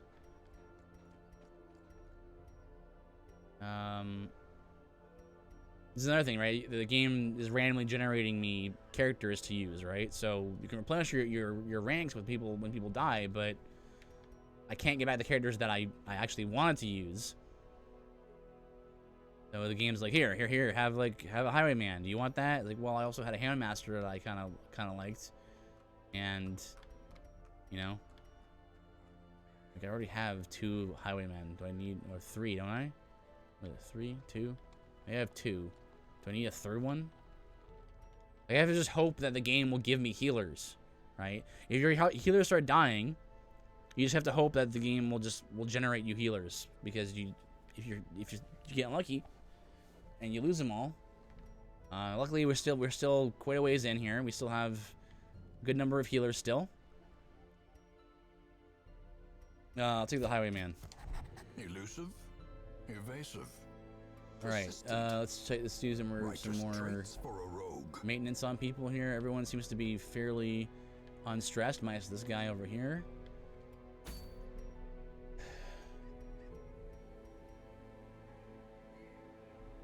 Kill one horrid shrieker. That's not on my list of bosses to kill.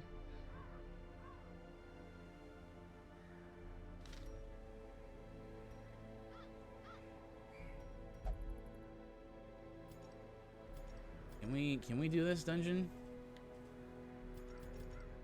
I do have 4 characters.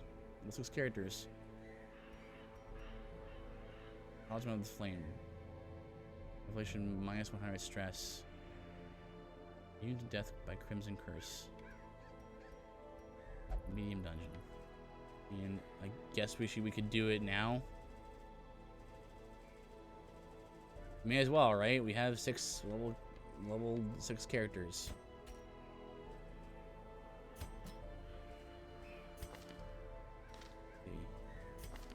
Let's use disc. Use Aridin.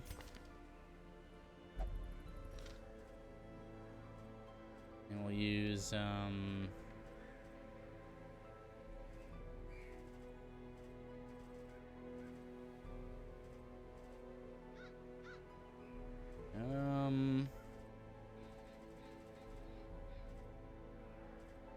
Buzz? You going for it? Yeah, I'll go for it. There's probably multiple things I have to do in the Darkest Dungeon. We're level 6 now, right? So we may as well try to go for it, I guess.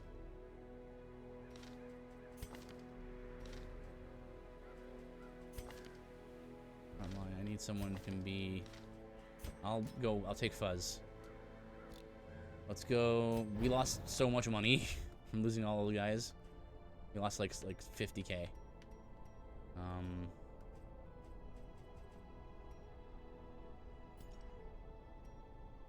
But Nothing can be done about it.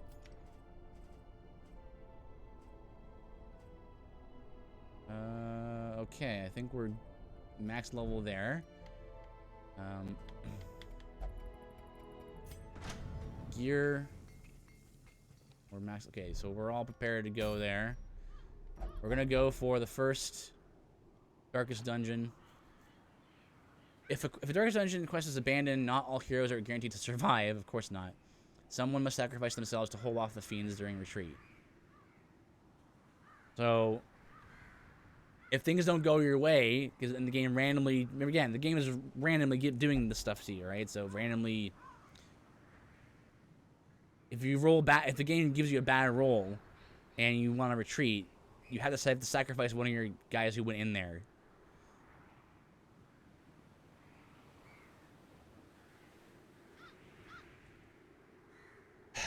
Okay. I mean, we're gonna have to do it eventually. This is a medium dungeon. We're gonna need 12 food again. It's like losing guys are so devastating because you're set back so far. You have to spend more time getting another set of guys who are good and that you want to use.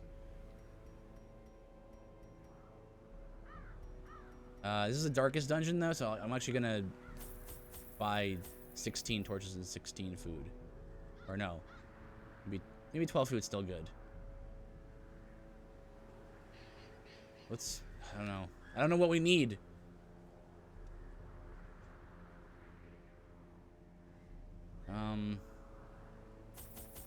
Fine.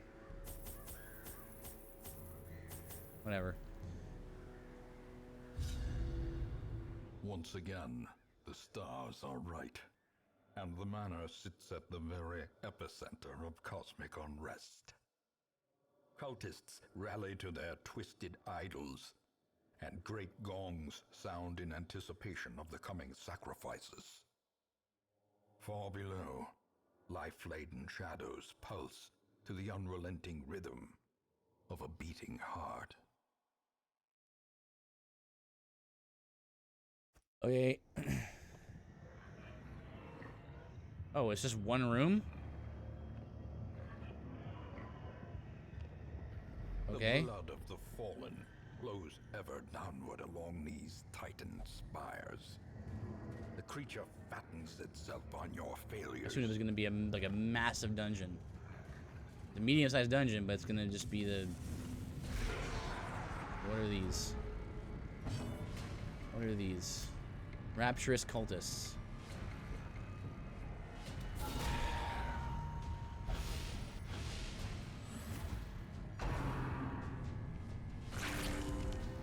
Yeah.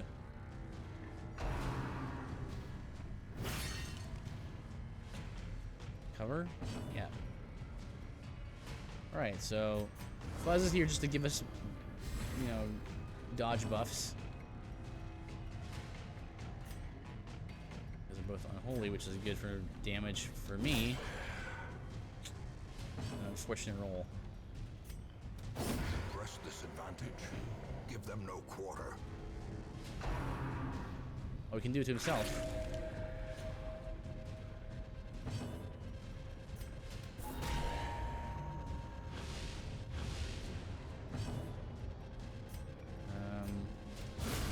Decimated. Alright, good stuff. Foolish horrors. Brought low and driven into the mud. I did not need many supplies for this dungeon. What are you? Cultist priest. Eldritch and beast. Masterfully executed. The finger. Ugh. 18 stress. Wow.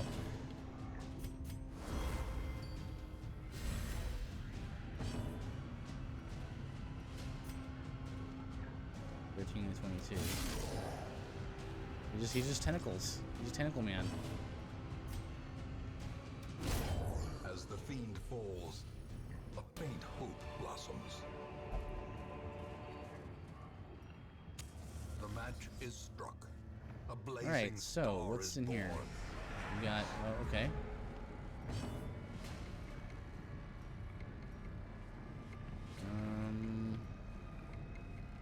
I don't know. Oh, wait, well, he heals people, so I'm gonna put him in the front row if I can. Because.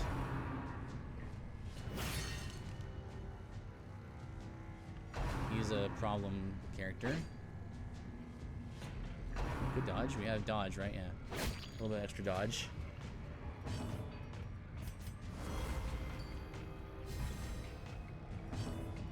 Third in. We can kill this guy, right? 9 to 17. Oh, I should have used the other one. I should use Chop. Oh, well. I can use Zealous Accusation and do damage to both of these guys. Formation is broken. Maintain the offensive.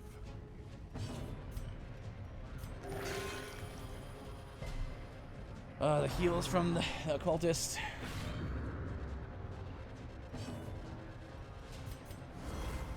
I mean, they're good, but they're so risky. And a game with was already so much RNG.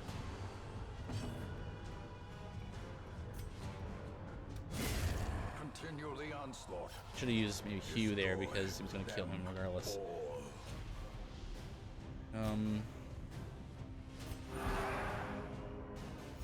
In Radiance, may we find Chance to victory. de-stress there. And resist, good.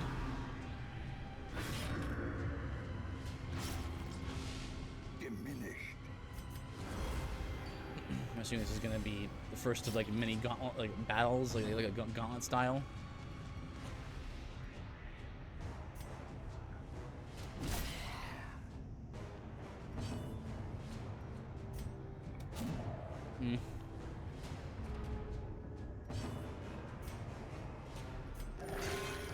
That's good.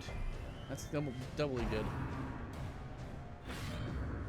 Excellent. Everyone's at full health. My current assumption is that we're going to go into a gauntlet round here, so. Oh. Success so clear. Oh, okay. Okay, so. Or is it merely a You're just trick of invisible? the light? Ugh, I don't think it matters which way I go.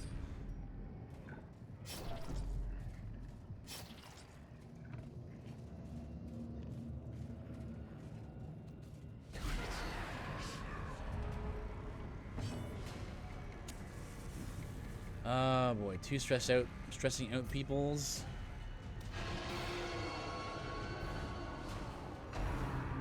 Fates reveal. That's a new one.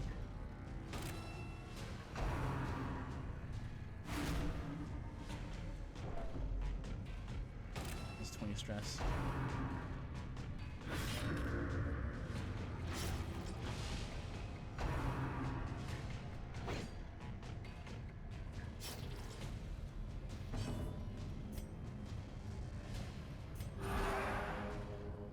What the heck? He's in the back row again. Must have the rend of the old gods or whatever it was. Must have done that effect. Come on. It's full.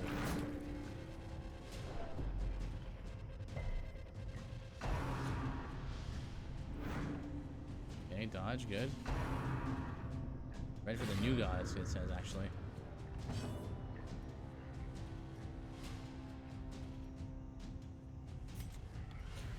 Willing to kill those guys. Ugh.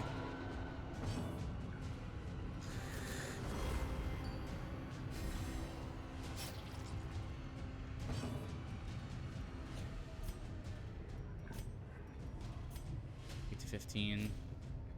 16 to 30.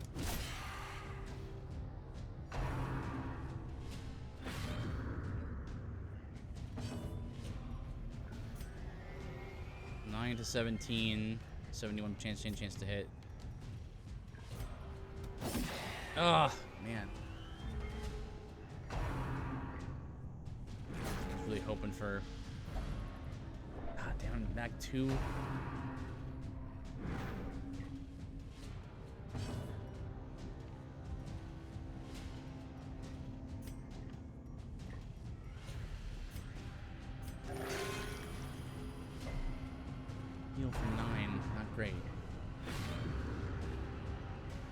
those dodges coming.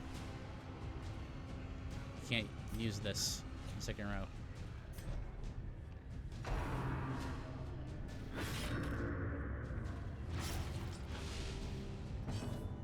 You can't do anything in the back row.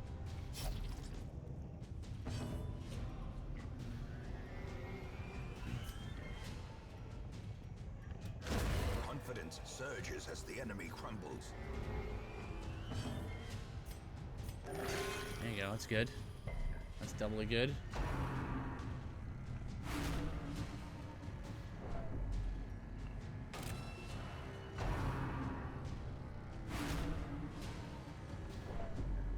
Come on, stop. He's already on the brink of panicking. This is ridiculous.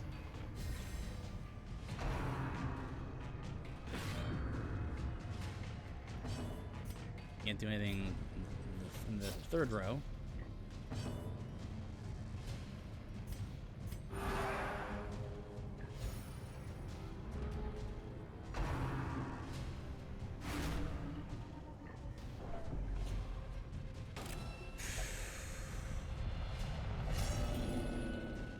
Here we go. There can be no hope in this. We have to keep going on because we're going to lose a guy either way, so.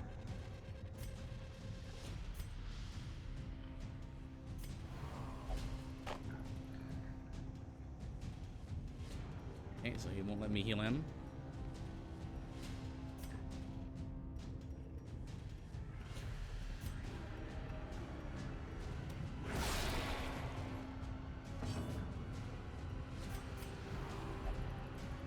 Let me buff him.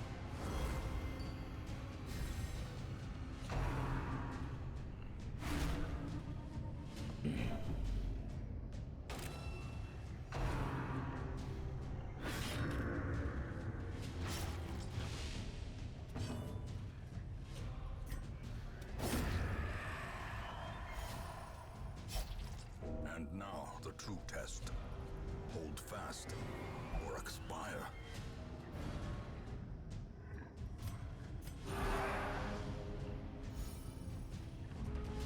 Trying to keep him. Hello, Titanic. Welcome. Thank you for coming. I'm not sure. I didn't see a raid anywhere, but well, crit for 60. That would have been nice earlier.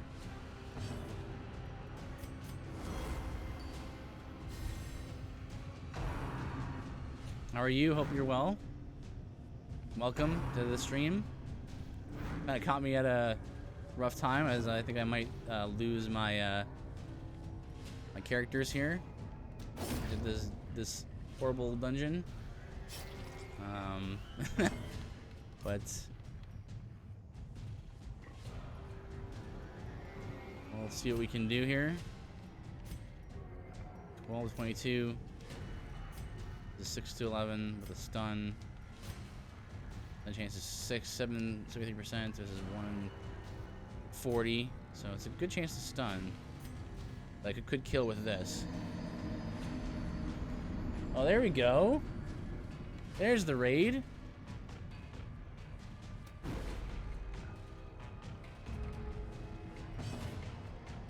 Welcome, R. Perez. I don't know why it did not work for me. Thank you, Bitslayer, for the follow. Appreciate it. I don't know either. Weird. Welcome, Raiders. My name is Mifugi. I tried to double raid. Oh, well, thank you all for the raid and all the attention. Yeah. I play mostly RPGs. I do it on. Thank you, R. Perez, for the follow. I do mostly RPGs streams on Tuesdays and Fridays at 8. Right now I'm doing this is a, oh, there it goes. It's rated with a party of 1. There you go, yeah. Normally, I'm probably most well known as, playing Dark Souls games. And I do kind of challenge runs and build runs for those games. And then on Saturday nights, I do study streams where I study a whole bunch of different stuff, whatever kind of comes up. during the week. It can be, you know, philosophy, history, science, all kinds of stuff. I'm doing very well, DJ. Very well. I kind of wish I was. Ugh, come on. I kind of wish I wasn't playing this game right now, but I'm not gonna shy away from a challenge. But yes, I am kind of known as the Dark Souls guy. But there are also other RPGs that I enjoy playing as well.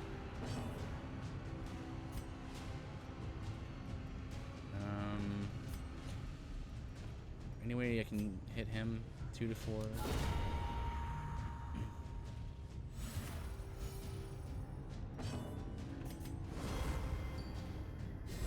I played a few other RPGs sometimes, so yeah, I'm primarily an RPG streamer, even though I have other.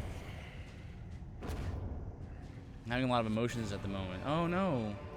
Well, hopefully they're good emotions. So too will resistance. Let's see. Or, although, well, if they're not good emotions, at least they'll add up to something and be meaningful, right? That's what we talked a little bit about on Saturday. Okay, and we're scouting the next room. I don't know how big this dungeon is, but I already need to camp. The light, the promise of safety.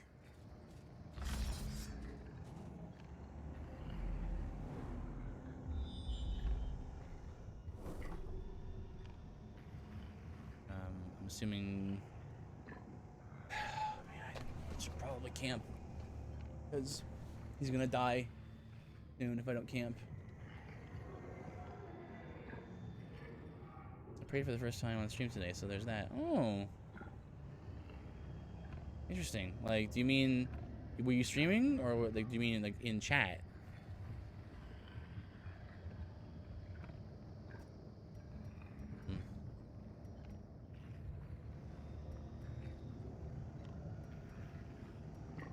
Oh man. Maybe I should keep going. I don't know how long the dungeon is. Streaming. Oh really? Well, it's awesome. Hopefully you had a good time. People were supportive.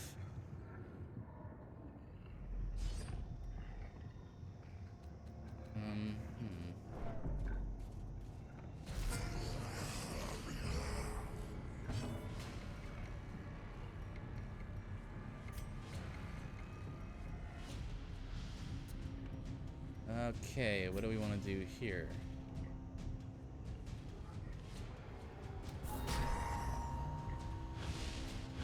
I mean, yeah, that's good.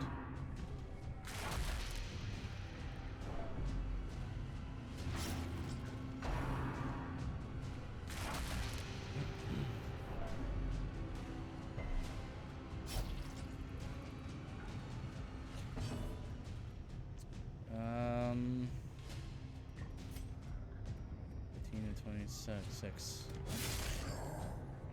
Back in a bit. All right. Thank you. Thanks, DJ, for coming by. And anyone who's new to the channel, yeah. So this is not usually my kind of game. I'm not a huge fan of roguelikes and permadeath. This was a view request. I have a channel point item where if you get it, you can request I play a game. And it's usually only for a stream, but this was a special request from a friend, so I thought I would my goal would be just to get as far as possible.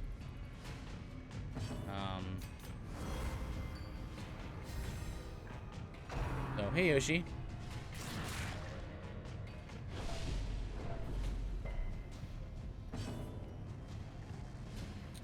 I guess I'll kill him. You're thinking he resisted? Do I need more healers? Is that what I need? Is that what's happening here? No, I need just the game to just randomly give me the right things. That's what it needs to happen.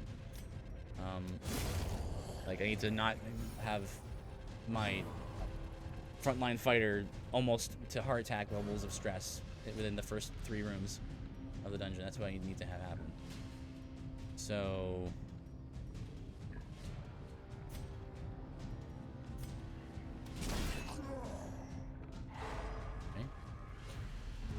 okay. So yeah, my goal is just in this game is just to get as far as I can, because as a sort of special request from a friend. And hey, you, welcome back. Welcome back, DJ.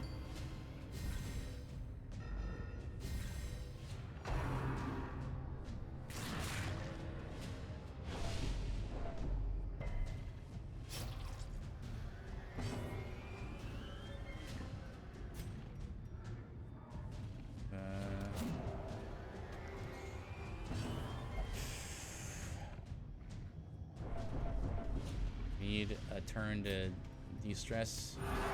Also need to kill these guys. Rarity in the fevered pitch of battle.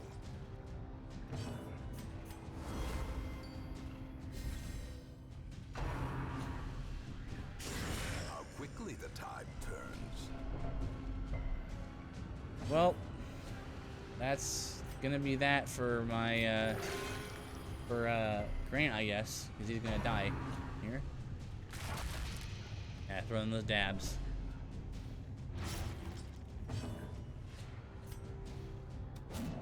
Hit him, man. Come on.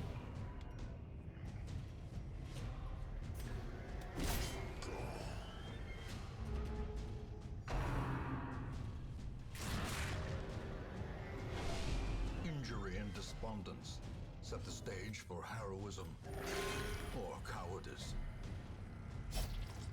Teetering on the Oh, he's brink. got 12 bleed per facing the round abyss. on him. I didn't even notice that.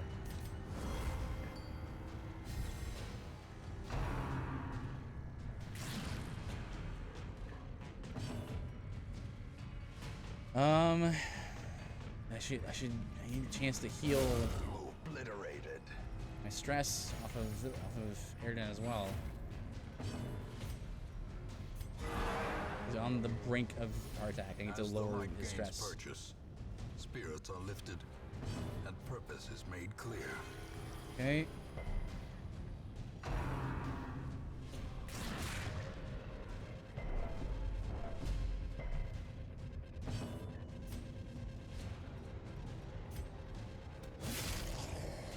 One another chop and then I'll, kill him. A brilliant confluence of skill and purpose.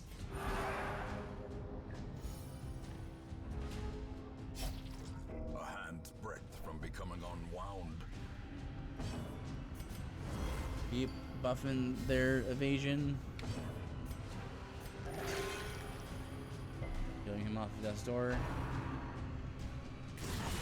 Grievous injury, palpable fear. Can't out heal the stress that I'm getting hit with.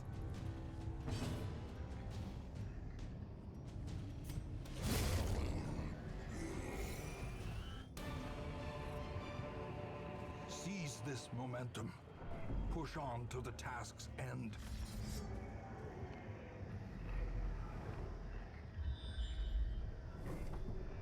How much longer is this dungeon, man? Circle in the dark. The battle may yet be won. Alright. What can we do here?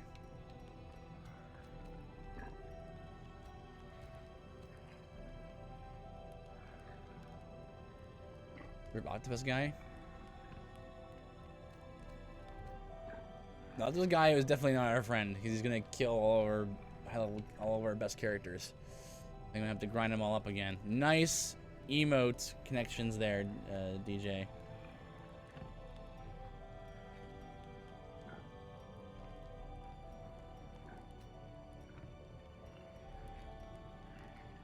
Zealous speech will lower everyone's stress.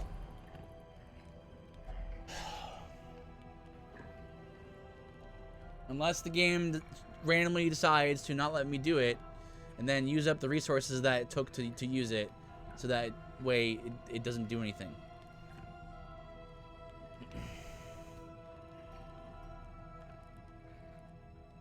I had tomato soup made of ketchup. I definitely am not.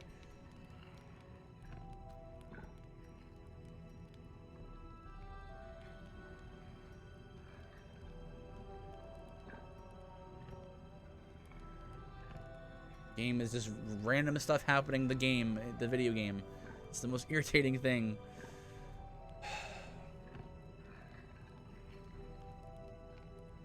How many channel points do I have to save up for a giant data run? 10,000. Is a build run suggestion option at 10K.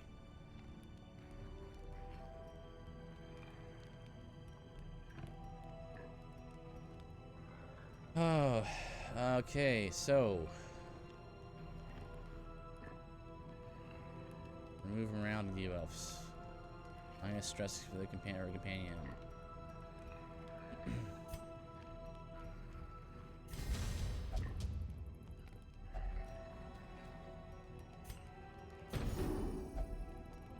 Okay. It's literally the best I can do. Unless the game randomly decides to not let me lower his stress even though I'm wasting up resources to do so. Oh, it's so frustrating. Oh my goodness, please, game. We're gonna lose our worst character, our best characters, because the game won't let me heal them and otherwise help them. And I'm gonna lose them, and I have to spend more time grinding to get another set of good four characters. And they all stressed out because why not? If I save up 30K, could I make you play Fortnite? I do have veto power just in case someone requests I play a game that I wouldn't want to play for moral reasons. But yeah, I could. I mean, I would play Fortnite. I heard people would make it for free by going to McDonald's and asking for more. Big brain. Really? Huh. But yeah, I mean, I would do it. I don't like Fortnite and that style of game at all. I already don't like PUBG and those kinds of battle royale games. And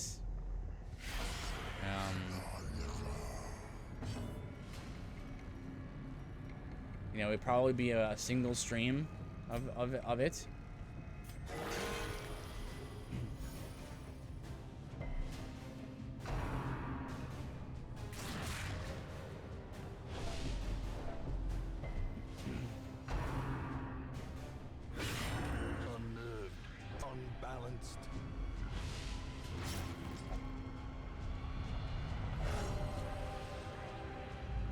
Well, we'll see what can happen with there.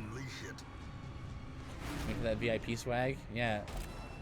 Specifically put it up very high, so.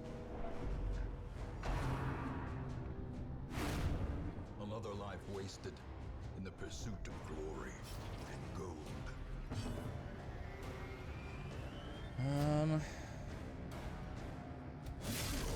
If you don't want to play, that's fine. I'll just let you know that Yoshi is amazing at Fortnite. Is he? No doubt. I mean, there are a lot of amazing players. Is Roll for Zero really? Just came with Yoshi and we won right off the bat. Nice.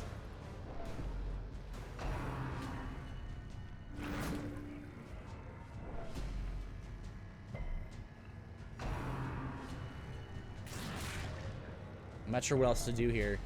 Frankly, I don't know what the game wants me to do at this point, because I'm just gonna lose all my characters again, and I mean, I can try to run away. There's a chance I can survive, but either way, I'll have to sacrifice one character.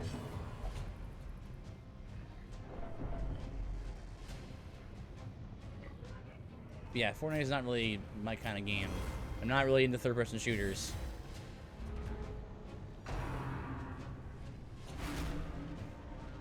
I'm hoping for lots of dodges, right? And I'm hoping for... See now, like one of my sources of damage is gone. So if I lose Aridin, I might as well just run away because I have no way of dealing damage. You missed dodgeball. 2. He can heal up to like 60 HP and he heals for 2.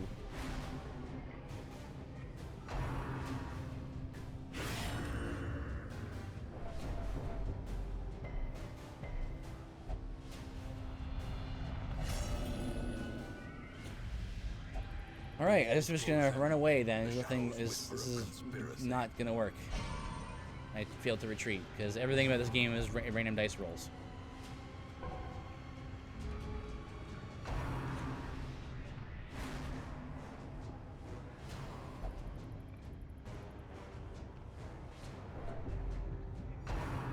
Think about how many resources we spent building these characters. Like,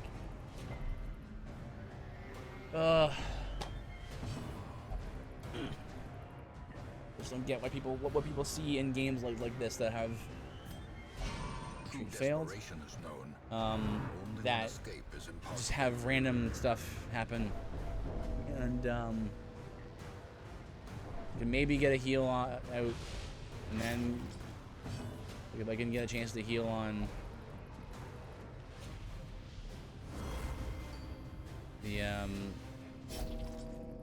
the cultist turn. Maybe like that.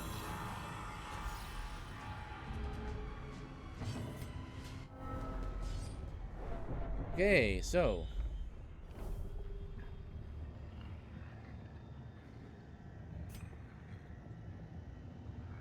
these are yes.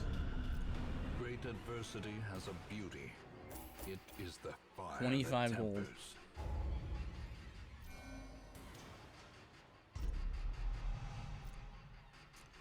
Okay, so 2 more characters are dead, and we have to get rid of these.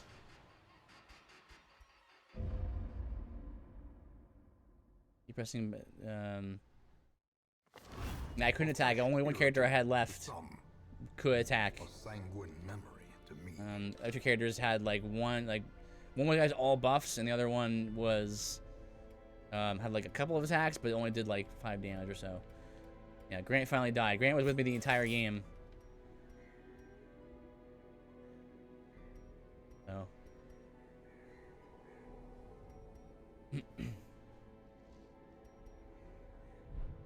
All right. So the game give me good guys. Okay, see, so the game rolled me. I'll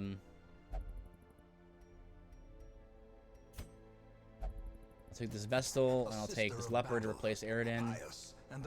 Only she's it's level 3 and level 6, so now I have 4 level 6 characters left,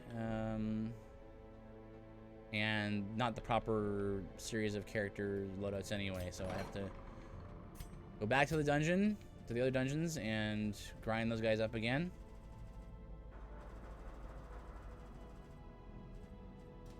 Alright, so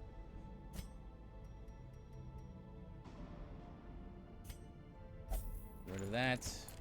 You. Get rid of this. I'm running out of money also. Now you can call a new character, Grant.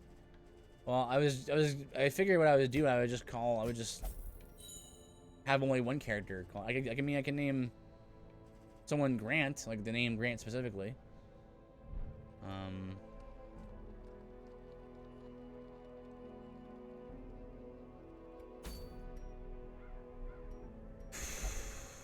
Man, how demoralizing.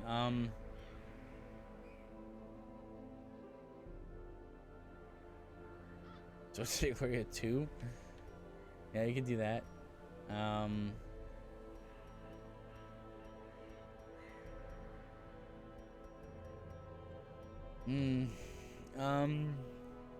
Okay. What are we gonna do here? Gene Ho, how are you? Welcome. We were, BDK and I were just chatting about you about an hour ago. Good to see you. Looking forward to the stream tomorrow. Okay, It's a long dungeon. Forget that.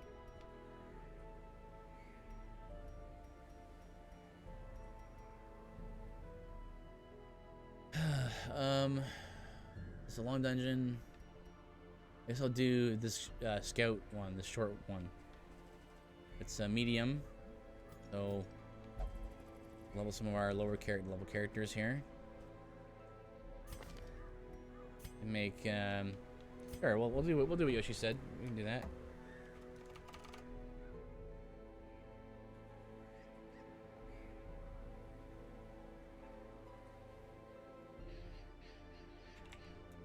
I really don't like how loud this keyboard is.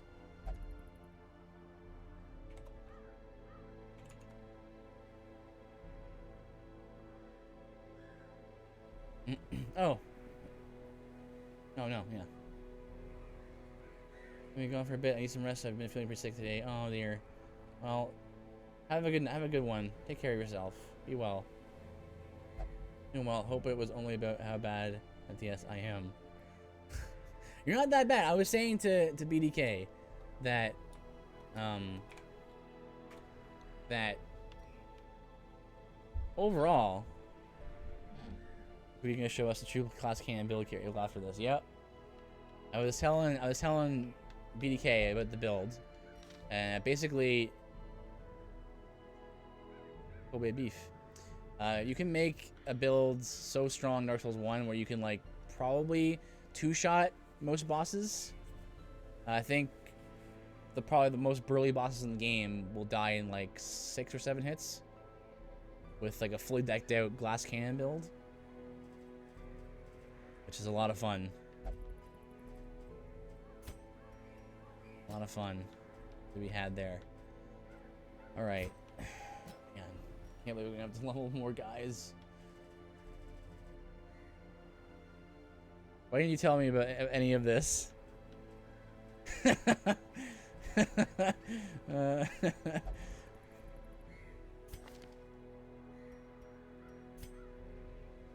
Let's dodge. Ugh.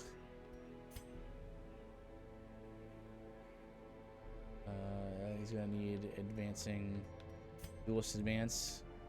So I'll take off grape shot blast and grape shot blast. Yeah, there you go. Eating pho, making orange juice plus ginger beer. I don't know how. I know the build, and you probably wouldn't have done it. Well, you're getting there. I got scrub glass cannon build. Well, I was watching your playthrough, and I'm like, why is Jin doing like no damage? All the builds that I've done with sorcerer or with like a sorcerer kind of build do so much damage. I'm very excited to do that now. We can hear. Go. And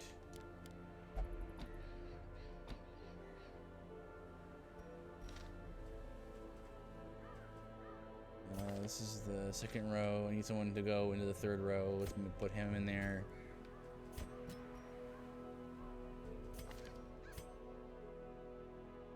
Let's get rid of. This is probably fine. Festering vapors. As long as we have festering vapors and invigorating vapors, we're probably fine. These are all mostly new guys from the stagecoach, so let's see if we need to fill in here.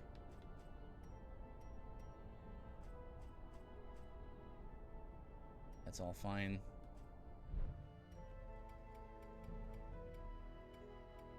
True. I'm going for glass water cannon, water gun instead of cannon. We might go ahead and try to knock out Erlondo tomorrow. Yes! Go to Erlondo! You're gonna fight my least favorite boss in the game. People love Ornstein and Smough. I do not. Personally, I find there's a little bit too much RNG to Ornstein and Smough. But with 2 bodyguards, it'll be no problem. It'll be no problem. And then you get the Lord Vessel, and then it'll be good. Then you'll be officially halfway through the game. Then you'll have to do the four Lord Sword bosses. I do have a Nintendo Switch. Yes, Yoshi. Yeah, so excited. I'm excited. It was so funny. That entire both streams of Dark Souls have been so funny. Because crazy stuff has happened both times. Getting crushed by the elevator in Sen's Fortress. And getting invaded by that guy. You falling off the ledge. The key is just sparing. Well, what is it, right? Yeah, that's what it is. You falling off the turnstile, the elevator in Blighttown, and then the guy invading you as that happened. It was like you couldn't have timed it better. Oh, it was amazing.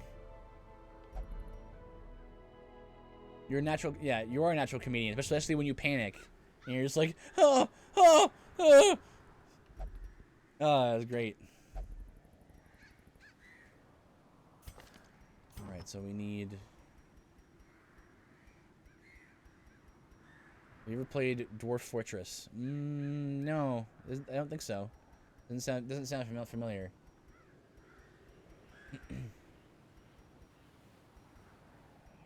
Yeah, what do we want to give him?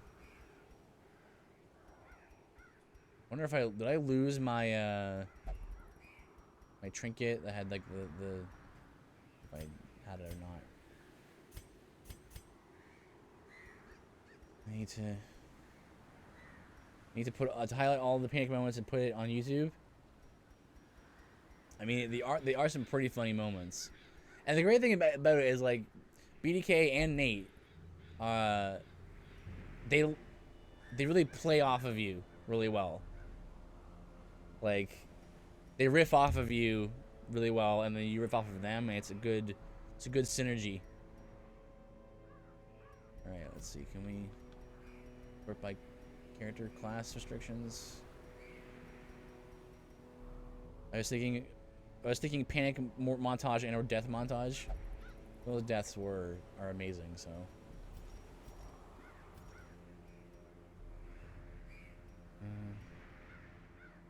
No, none of those. Do I have nothing I could give her that would make her healing better?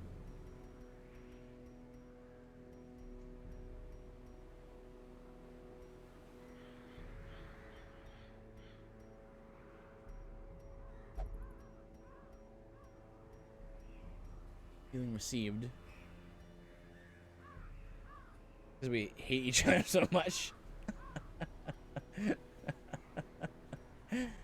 Well, I mean, after all, BDK did put you in a spot where you had to play Dark Souls, which is a game you do not want to play. So Your Fortress is ASCII Rogue 2020.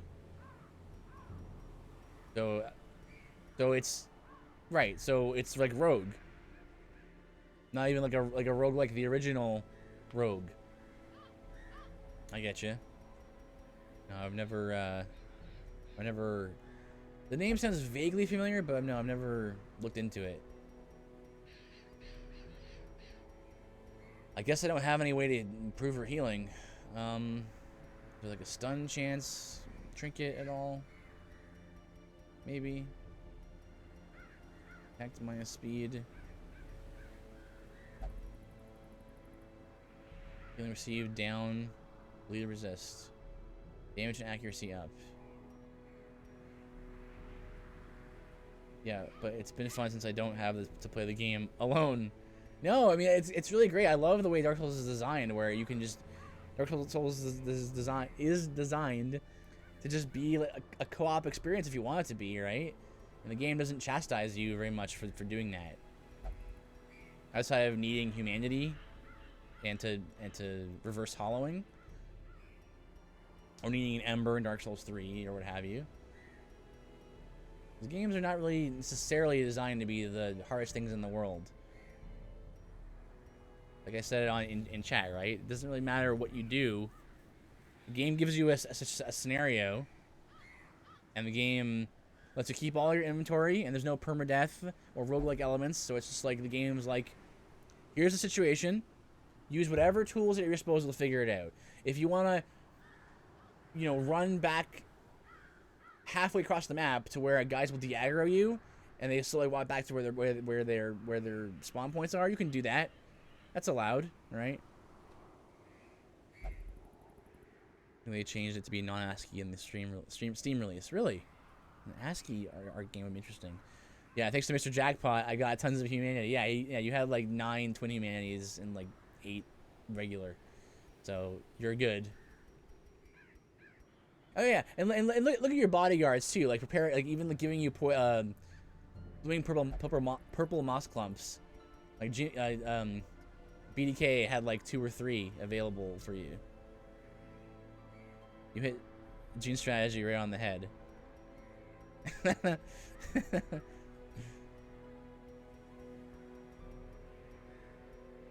Like, cause for me, what I value about an RPG is like being given a scenario and being like, okay, you have all these tools, you know, you have all these spells and abilities and weapons and armor, and you're allowed to use all of it. Figure it out for yourself how you want to do it, right? Which is kind of like why how like roguelikes like this kind of fly in the face of that, where it's like you're not allowed to use the thing what you want. You're allowed to use what the game kind of gives you to use.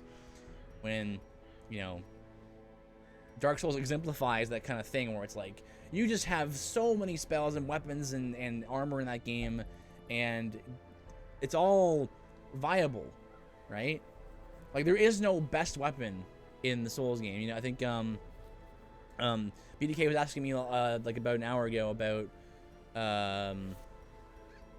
she has nothing I can give her.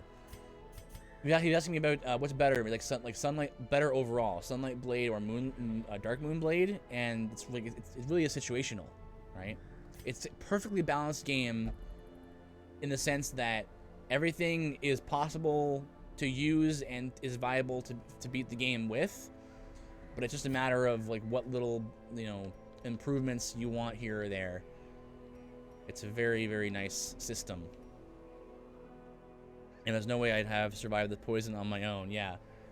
Yeah, well, I also mentioned that the poison and toxic stack. So if you get poison and toxic, you die very quickly. But you know, those blow dart snipers, they die permanently once you kill them. So that's good. Even if you had died, it would have been okay. Dodge and range skill. It's terrible.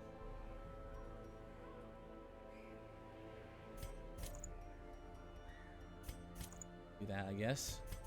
And then here, minus 20 stress, minus bleed resist.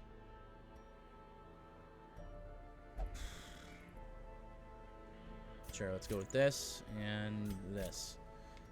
And you figure like the very rare trinkets would be like really good. This is not that good.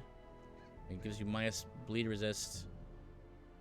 I mean, it gives you death blow resist, I guess, and virtue chance, but minus stress. Which, like, if you have virtue chance, you want more stress, not less.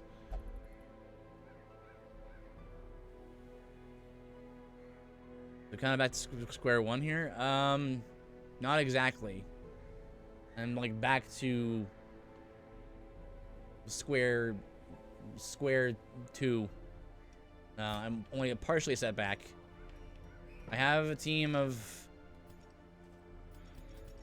So in order to survive in the dungeon, you need 6 or 4 level 6 characters, and we just lost 2 of them. And the current party of level 6s that I have are not the proper classes. So I need to get a bunch of new classes together to manage that. This is going to be a short one, so we'll just get some 8 food and we get 8 torches. Yes, 6 is the max level. 6 is the final dungeon level.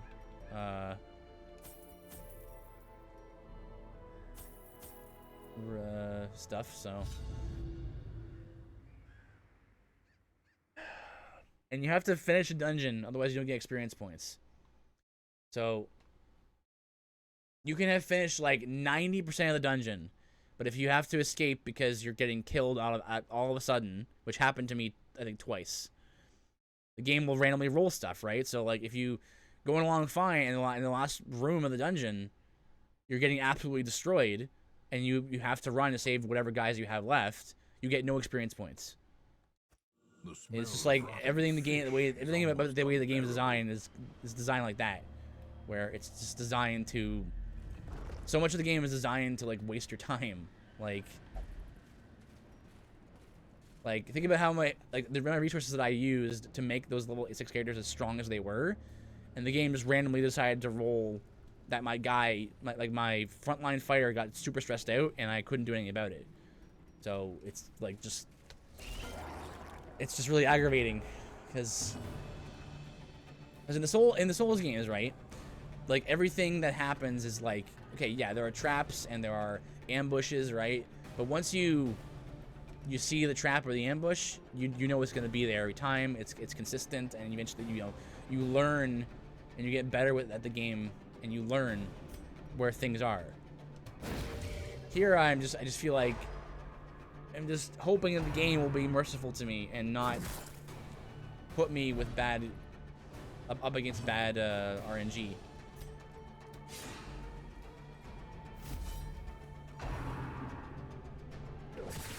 And like if I go into the Darkest Dungeon again with another level 6 party, there's a chance that I might not make it out again.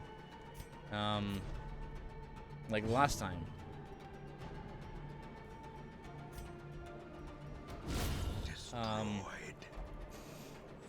Or the game can just be like, you know what, there's like nothing in any of these rooms, basic enemies, and you get to the boss and you do it.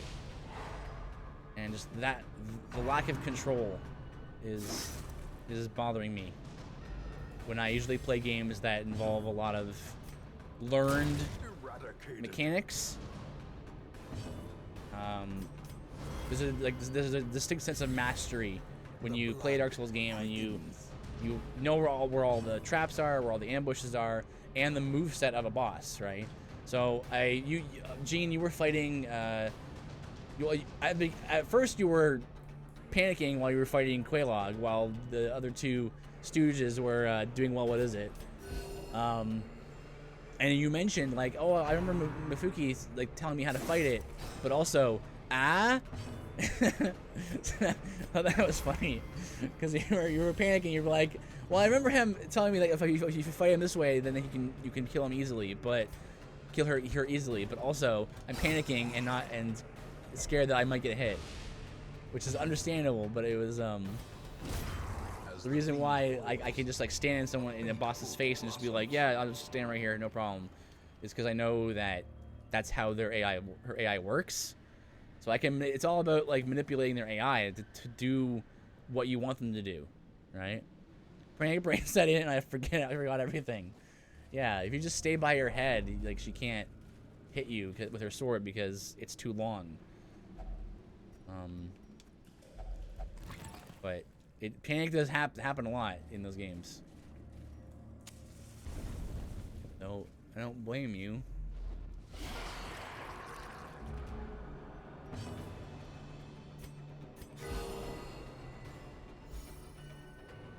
And then BDK was like, all right, I'll stop playing around. Let me just buff up my weapon here. Oh no! And like all of a sudden, Quelaag was right on top of him. He was like, oh! He was like, why did you bring her over here for? But so in those games, right, it's consistent. Like enemies are in certain places, weapons and armor do certain things. You can get better at the game. In this game, there's like so many random things that can happen, and to me, it doesn't make any sense for there to be a game that is where such random things, so many random things can happen, and it's also permadeath, and it's also a roguelike. I don't understand that. Like, why would you design a game like that? Like, if you want to like randomly throw critical hits at me and like, okay, guys die and they stressed out, and like, okay, now you failed the mission. You wouldn't make it permadeath because it's like, okay, well, let me just try again with my characters that I've built up. I spent 40 hours working on them. I was trying to buff, and it takes forever to buff with Dark Moon. Yeah, because you're just like, boom. And he lured you. He lured her right over to you. Their formation is broken.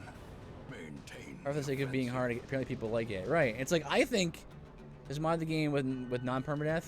I would, except the person who requested me play this game specifically said no mods. I stopped playing around. Yeah, he did say that.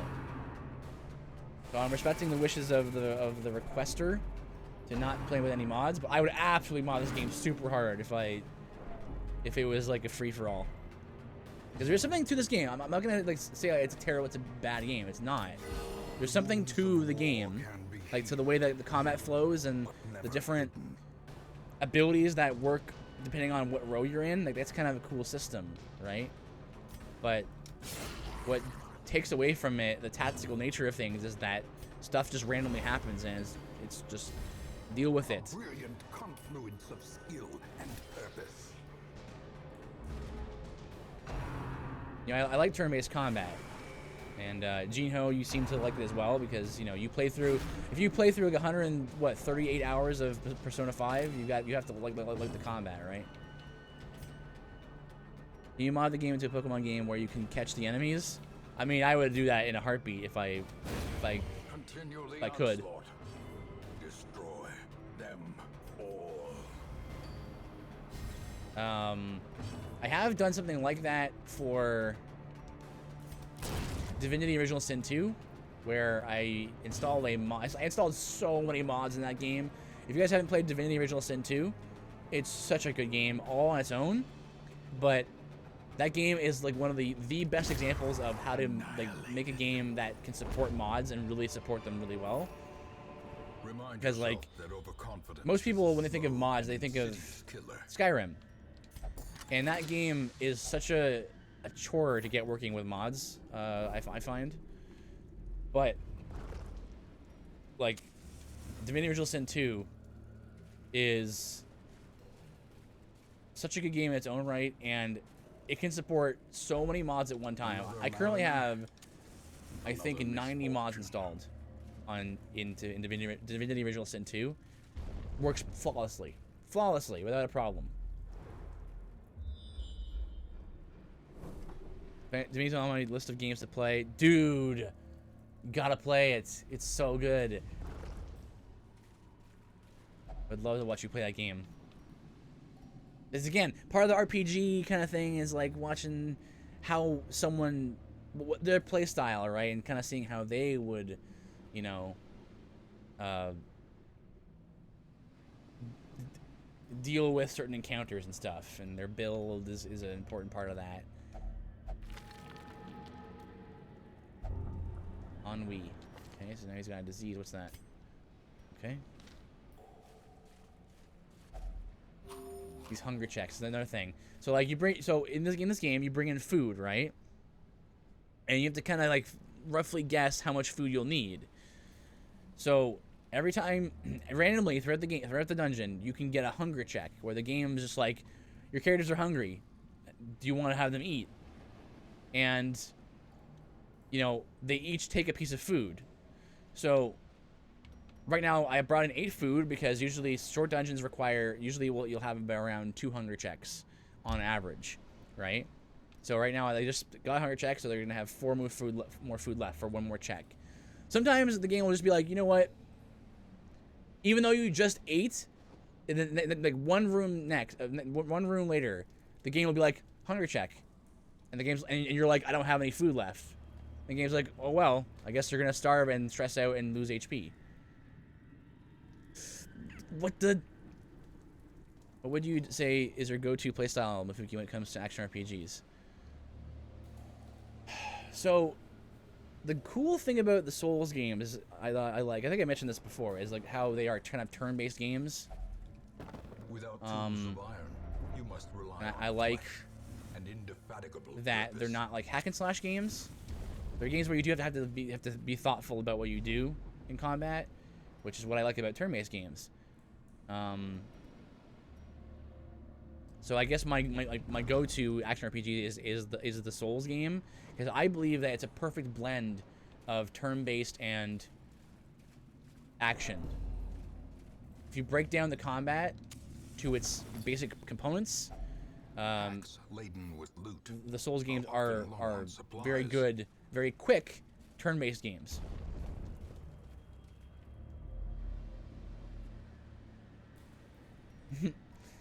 Have you ever played Mabinogi? I bet you'd sort of like it. I have not. I've heard the name. Yeah, I might give it a look. Still booty inside. What is this? Draw charm. On the first round. The light, the promise of safety. Someone's about to get afflicted. Yep. Hello.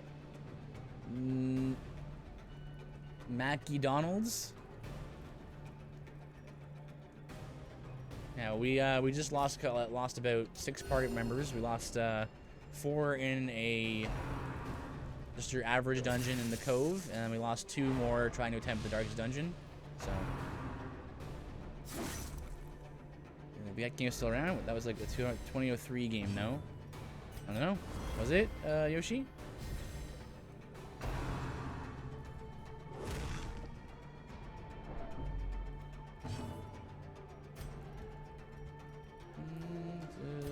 I need to switch out this guy's gear and stuff.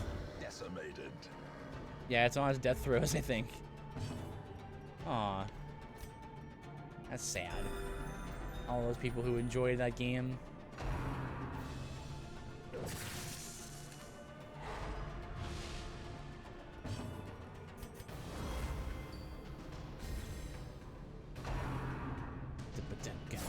I like it, but I got banned. I'm a bad kid. What did you do, Yoshi? What did you do?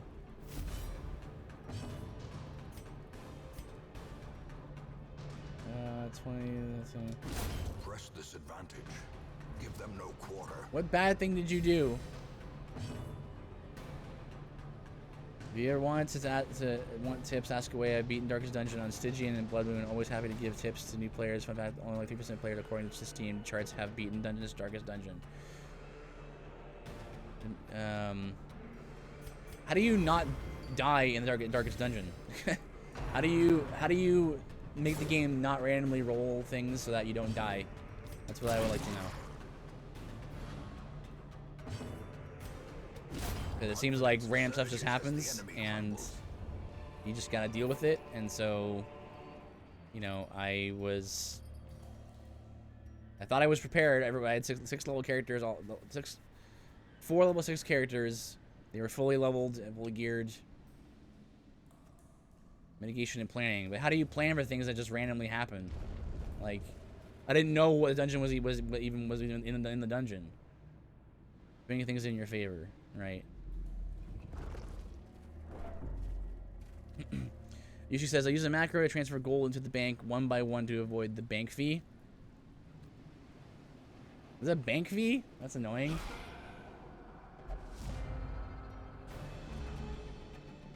What? I mean, that makes sense. I mean, I feel like it's something I would do. I mean, A momentary abatement.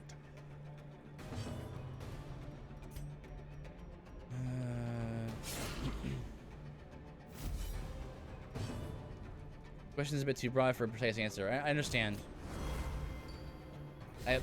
My problem right now with the game is too broad, right? It's just I went into the Darkest Dungeon, thought I was prepared, and the game kind of just randomly rolled that I would get stressed out immediately, and you know, just bad stuff would happen to me, and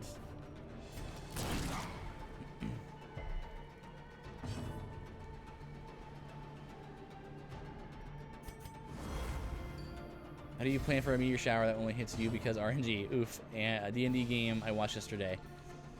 Yeah, that's the way D&D is sometimes. The DM is usually there to mitigate RNG being too bad. Because sometimes RNG, when RNG is too bad, that also sort of like will mitigate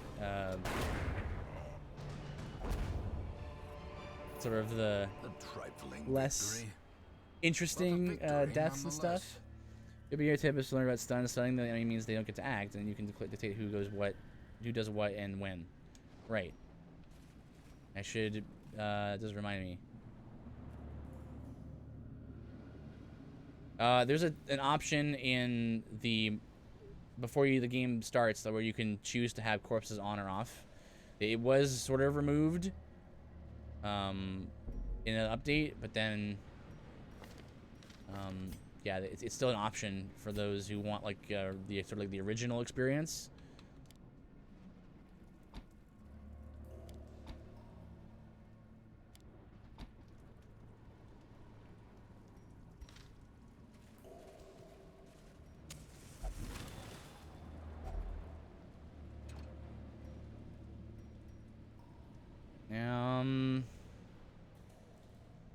Two torches left. Ugh, man, this is the part of the game I really don't like. What do I need? I guess I'll get rid of this, and I want all of it because I don't know what's gonna be in the next couple of rooms.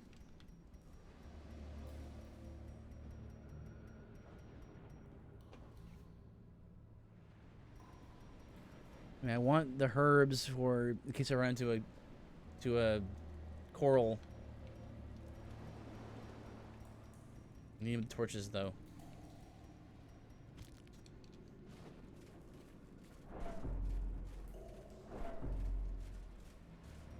Okay.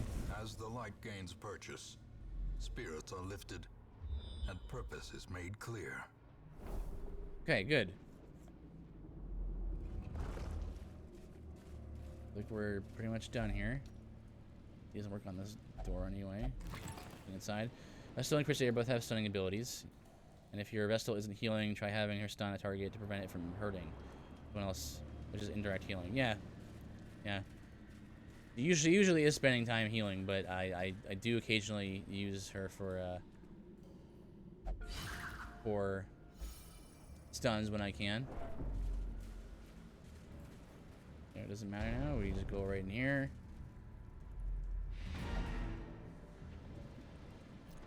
We will find Okay. all manner of great and terrible things. Didn't get too much gold there. Woodville's now level 5.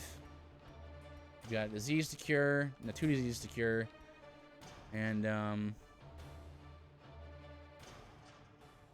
no, you have to go way back to the town and de-stress the characters. You have to use other characters.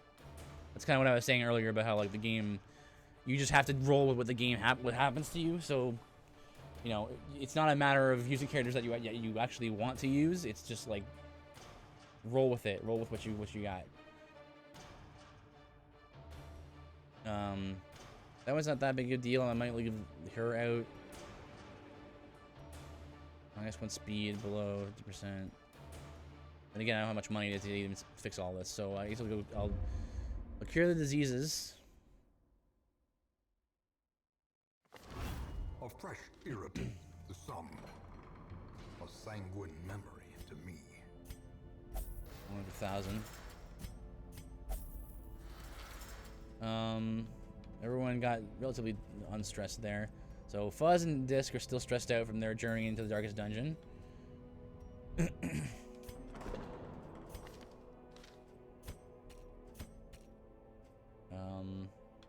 We'll put you here. Put you here. And let's sort by stress here. The two are being worked on right now. Okay, so stress is managed. Looks like we got the stagecoach. No level 3s. So the game randomly will also give you. I leveled up the stagecoach all the way, so sometimes level 3 heroes will appear in the stagecoach. I really don't want like level 2 and like 0, 1, and 2 characters because that's more grinding I have to do. So this is not very useful to me. What I like to do is go over here and figure out what I'm gonna do next, then build the party, and then go back to town and see if they have all their equipment and stuff. Hero ring. Let's see. +4 speed. Medium veteran level, so we can maybe do this one. Okay, so it's level 3 dungeon, so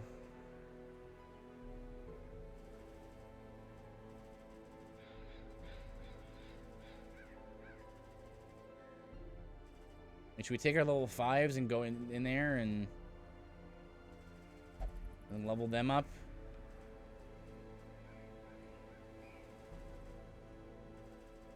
This slot's already filled. I don't know.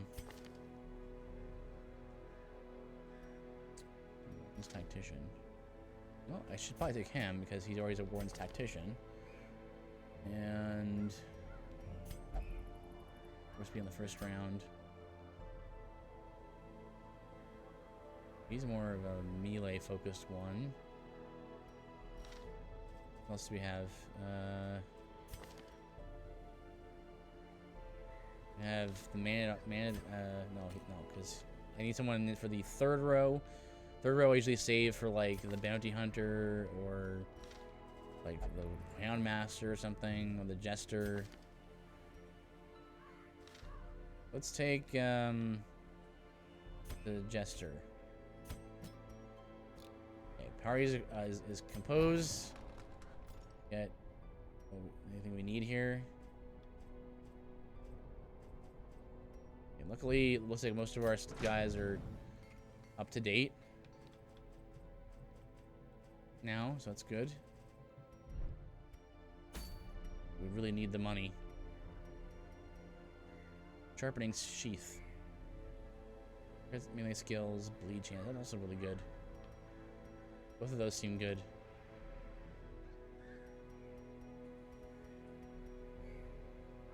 Gather 3 grain sacks.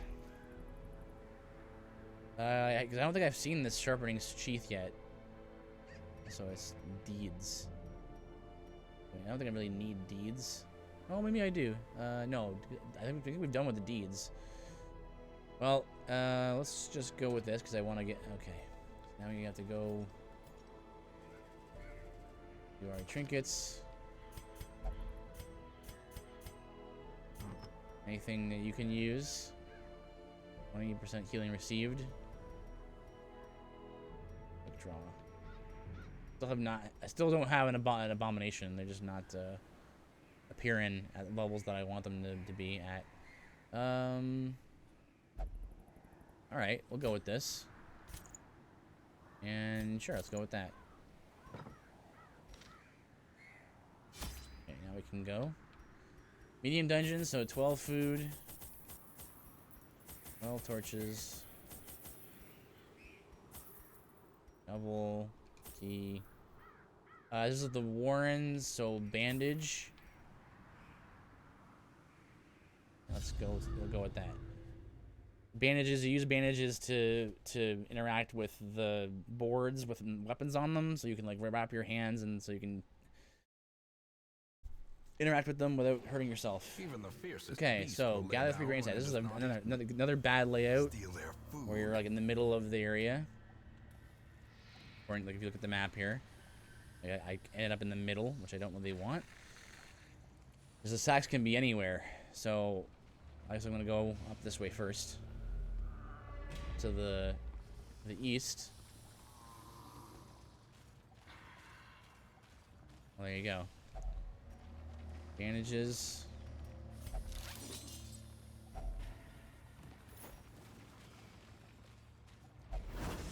Good dodge. Is that trap on the map, or I hit these traps sometimes where there's no indication that they're actually there. Not sure if that's just me being oblivious. Okay, so that's the sack of grain. So it can also be in the corridors and as well as the rooms. these sacks.